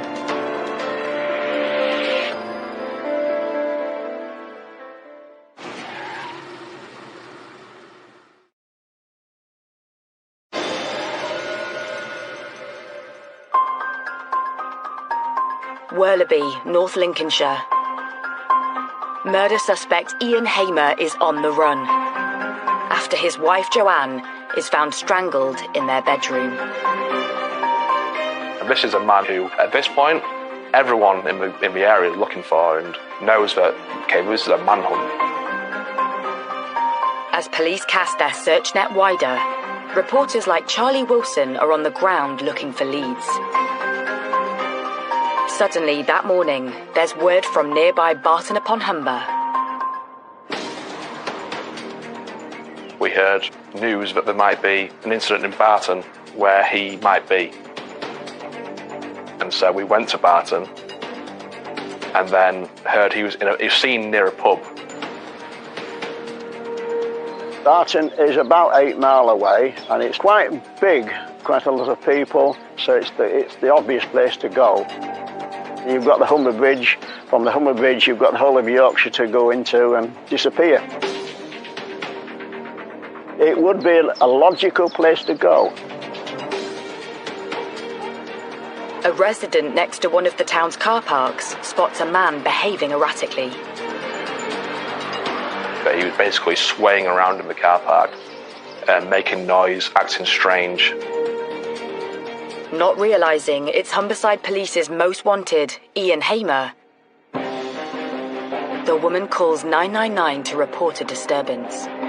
I think she reported that he was on Spice and shouting. Obviously, he was actually drunk, intoxicated, or whatever he was on. He would wander around the car park, shout. A lone patrol officer heads to the car park to move this wild drunkard on. Police basically just found a man shouting and being strange and realised this is Ian Hamer. Arrested him straight away. The officer single-handedly tackles Hamer to the floor, then restrains him whilst he radios for assistance. I have to say the actions of the officer that arrested him were exemplary, real bravery shown in tackling this individual. And when he was arrested, he actually had to detain him. This is a rural force. It's not an inner city force with the same number of resources. Meanwhile, roving reporter Charlie Wilson is close by. Suddenly, he's alerted to the breaking news. A woman sent me a picture of a man on the floor being sat on by a police officer. Okay, that's our man. So we know exactly where it is. I'm actually at a shop getting a drink of Lucozade. Run around with my Lucozade in hand. So I arrive at the scene. Ian Hamer is being sat on by a lone police officer, waiting for his fellow officers to come. So to come round the corner and see a police officer sat on who we believe is Ian Hamer was just wild, yeah.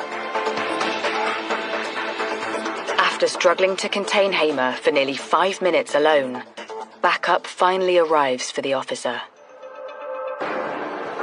They must have got half a second after I came round the corner, and then police swarmed on him, got him away, and sort of ushered us away. Clearly intoxicated, drunk or drugs or both, not in his right frame of mind, in the clothes that he was wearing the night before. We get him up, handcuff him, escort him to the back of the van. Meanwhile, news of an arrest for Joanne's murder filters back to her village of Worleby. Residents can now breathe a sigh of relief. I was just pleased he'd been caught for the crime, but to then find out that it was her husband, it was a real shock. Detectives start to piece together what Hamer's been up to in the last 24 hours since fleeing the murder scene. He went off on what can only be described as a drink and drugs binge. We know that from the inquiries that were made. Laughing and joking, certainly no signs of remorse or distress. Bar owner Pauline Dickinson had reported serving Ian Hamer. But when he arrived on her premises, she had no idea he was on the run. He came in the pub around 5:30, never seen him before, asked for a pint of Carling. He got his pint of Carling and went and sat down out the way of everybody. Next, Hamer returns to the bar and starts to hit the spirits. Soon the conversation heads in a strange and unsettling direction. Put the tequila on the bar and he literally looked either side of himself, leant over the bar and said to me, "Why did the Mexican push his wife off the cliff?" So I did the same as he did, looked either side and said, "To kill her." He went, "No, you know it." I said, "Yeah, I do." He paid for his drinks, went and sat down. He came back to the bar 10-15 minutes later and stood there. Then Pauline clocked something sinister. He hid his arm behind, but I'd already seen that he'd got scratches. I don't know which way, it was just you could see scratches on his wrist. One of my customers noticed scratches as well and went, "Oh, he's one of those who's been harming." One of my customers said to him, "Hey up, mate, what are you doing in here? Are you from here?" He says, "No," he said, "I'm not from here. I'm just going through a breakup with my wife." So he went, "Oh, right, sorry to hear that, mate." He went, "Yeah, she's taken me for all my money." So he says, "Don't be sad." He said, "Have another drink." So one of the customers bought him a drink. Over the next few hours, Hamer knocks back the drinks, laughing and joking with the regulars. So he did about 2 more jokes to the point where the customer said, "No wonder your wife left you. If you've got jokes like that," he went, "that's maybe why she's gone then." Quite significantly as well, he was seen to take his wedding ring off. So he knows what's happened. He knows that his wife's dead. So, you know, that's quite a significant gesture. And that was done, you know, nearly hours after he'd actually killed his wife. And it just shows the kind of individual that he is. Some of the pub regulars seem unsettled by this customer they've never seen before, who has struck up conversation with another man at the bar. My 2 regulars, they finished their drinks. I went, "Right, you 2 go in." I went, "No, we're not going." Says, "Why?" "We're not leaving you with them 2. We don't know the other guys, so we're not leaving you with them." I went, "Oh, don't be daft. What are these 2 going to do to me? I'll soon have them out the door, don't worry." So they went, "No, we're staying." So they stayed. Soon the bar's regulars saw glimpses of another side to their joking acquaintance, who's going by a false name, Sebastian. So we played pool against one of my regulars, who is a really good player. And during the game, there was banter going on. But right at the end, when the customer knew he was going to win, he picked up the broom that I'd got out ready to clean up and potted Black with the broom. Which Sebastian said, "That is so disrespectful to do that." He said, "I don't think so, I still won." I don't think he was very pleased and finished his drink, and he did actually walk out. You just get a feeling about people. You know if they're not okay. I don't think he would have done any harm, but who knows?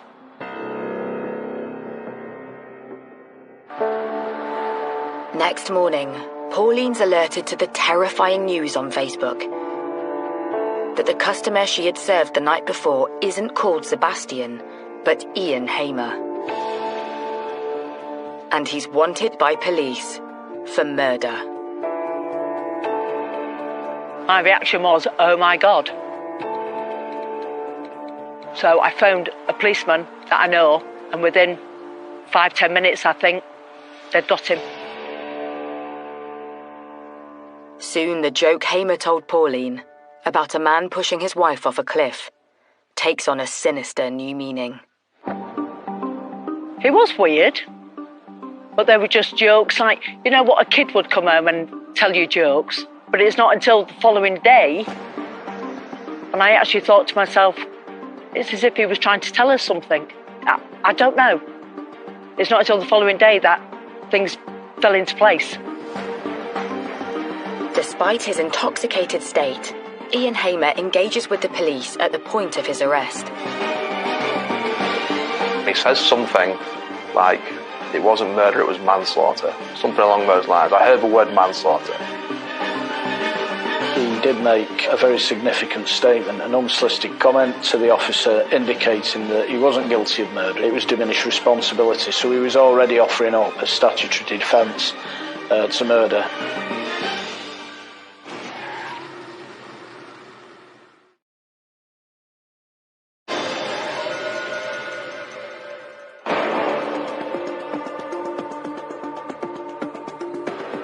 after 24 hours on the run, Ian Hamer has been arrested in North Lincolnshire on suspicion of murder. Just hours after killing his wife, Joanne, Hamer was spotted in Pauline's bar, just 7 miles away from the crime scene. You just would not have thought he'd actually killed his wife and just come blazingly into a bar a few miles away having a drink. When you hear them things, it's like, really? Could you be so cold-blooded and heartless? When police take him in for questioning, Hamer repeats his claims that he committed manslaughter due to mental illness. But one throwaway comment soon after his arrest suggests this is a cunning ploy to reduce any impending prison sentence. And what was a telling piece of evidence? He said to the officers who were tending to him, this was manslaughter, and asked this question: have we done enough for diminished responsibility? This was a man who was trying to present a picture of being so mentally unwell that he was not to be held fully responsible for his wife's death. This is clearly somebody who's a very manipulative, selfish individual.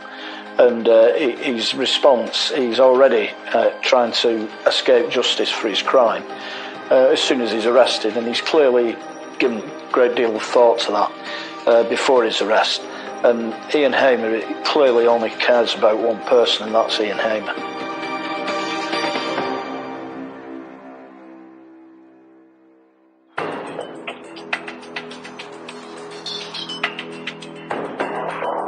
In spite of Hamer's claims, he's charged with his wife's murder.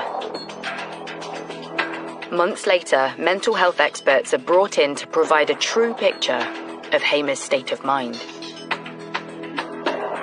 After his arrest, he was subsequently interviewed by two psychiatrists to explore whether there were any mental illness elements that would lead to diminished responsibility. They ask him probing questions about his relationship with wife Joanne. He began to present what was ultimately going to be his defence. He accepted he had killed her,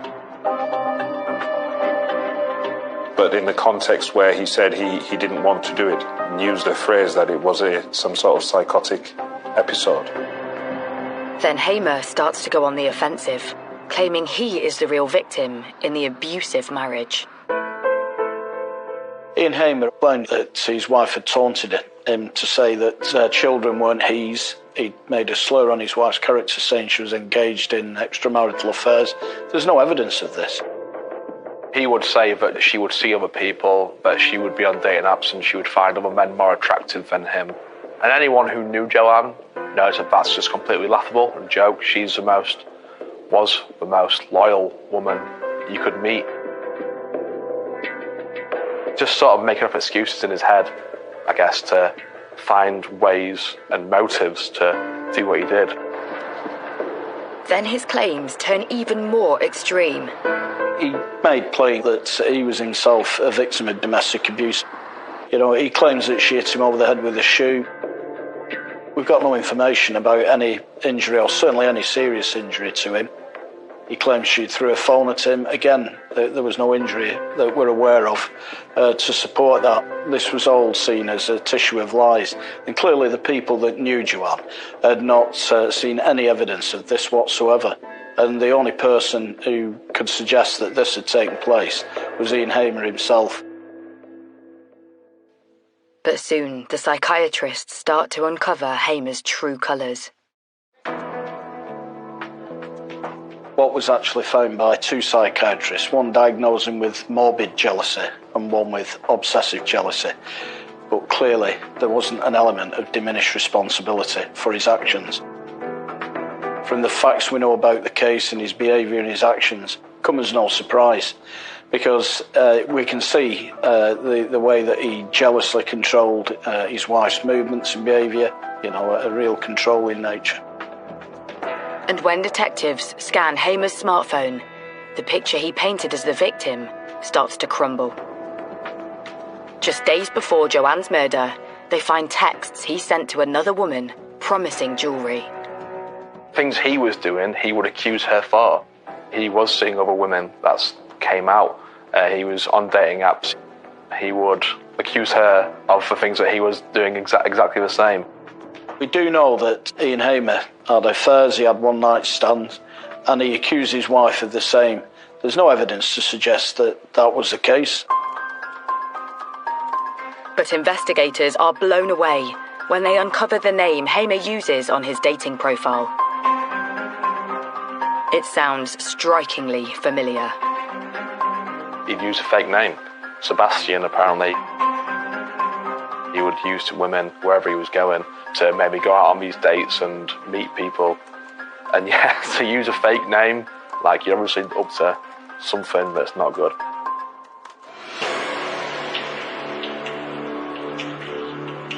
"15 months after Joanne's murder, husband Ian Hamer is finally put on trial at Hull Crown Court. He pleads guilty to manslaughter on the grounds of diminished responsibility, but the prosecution sets out the case for cold-blooded murder.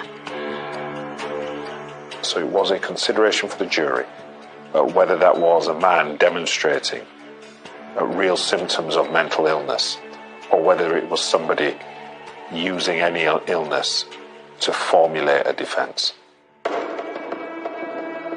The court is told the torrid details of the abuse Hamer inflicted on his wife.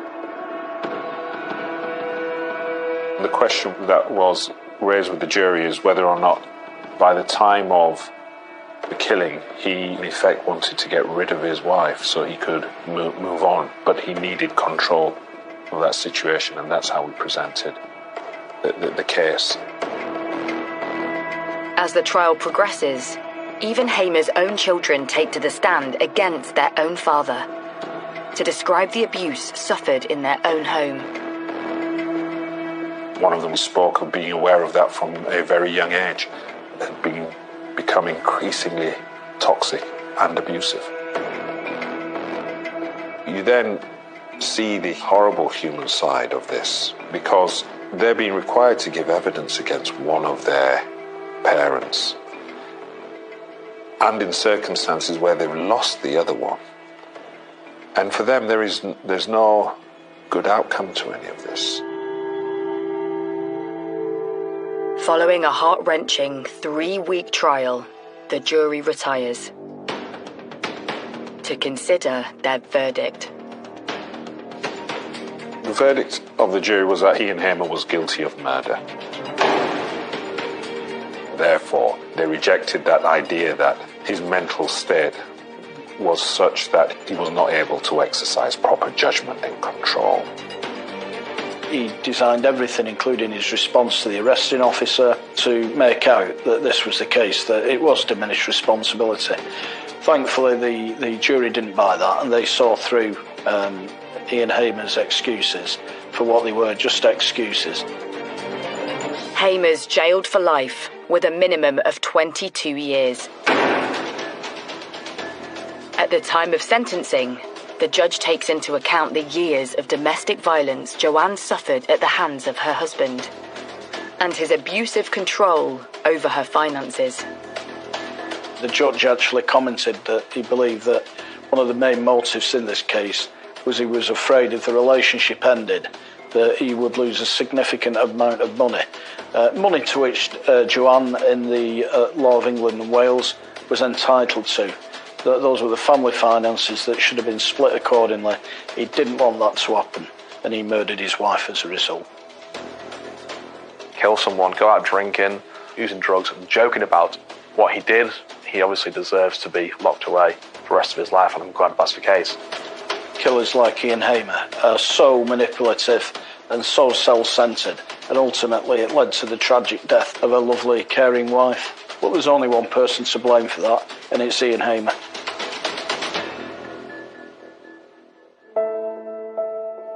Years later, the sadness of the case is still felt by those in the quiet Lincolnshire village of Worleby. There'll always be some weird, aura for people still living there, knowing that what happened in that house happened. the worst crime you can commit. And I guess it opened a lot of people's eyes to thinking that this can happen anywhere. I feel so sorry for the family. You know, one act like that and it's wrecked the family. And it's something they'll have to live with, I'm afraid to say, and it's not very nice. Ian Hamer is definitely a master manipulator. A lovely woman who was taken away from us by a horrible, sadistic man. It was something you never expected to report on, especially in Worlerbey. I never met Joanne, but I know she was a lovely woman. I know that, you know, she deserved a lot better than Ian Hamer. Truly sad story, a sad situation. All you can do is just hope the best for the Hamer family, of the children. Just an awful situation which Ian Hamer will spend the rest of his life in jail for.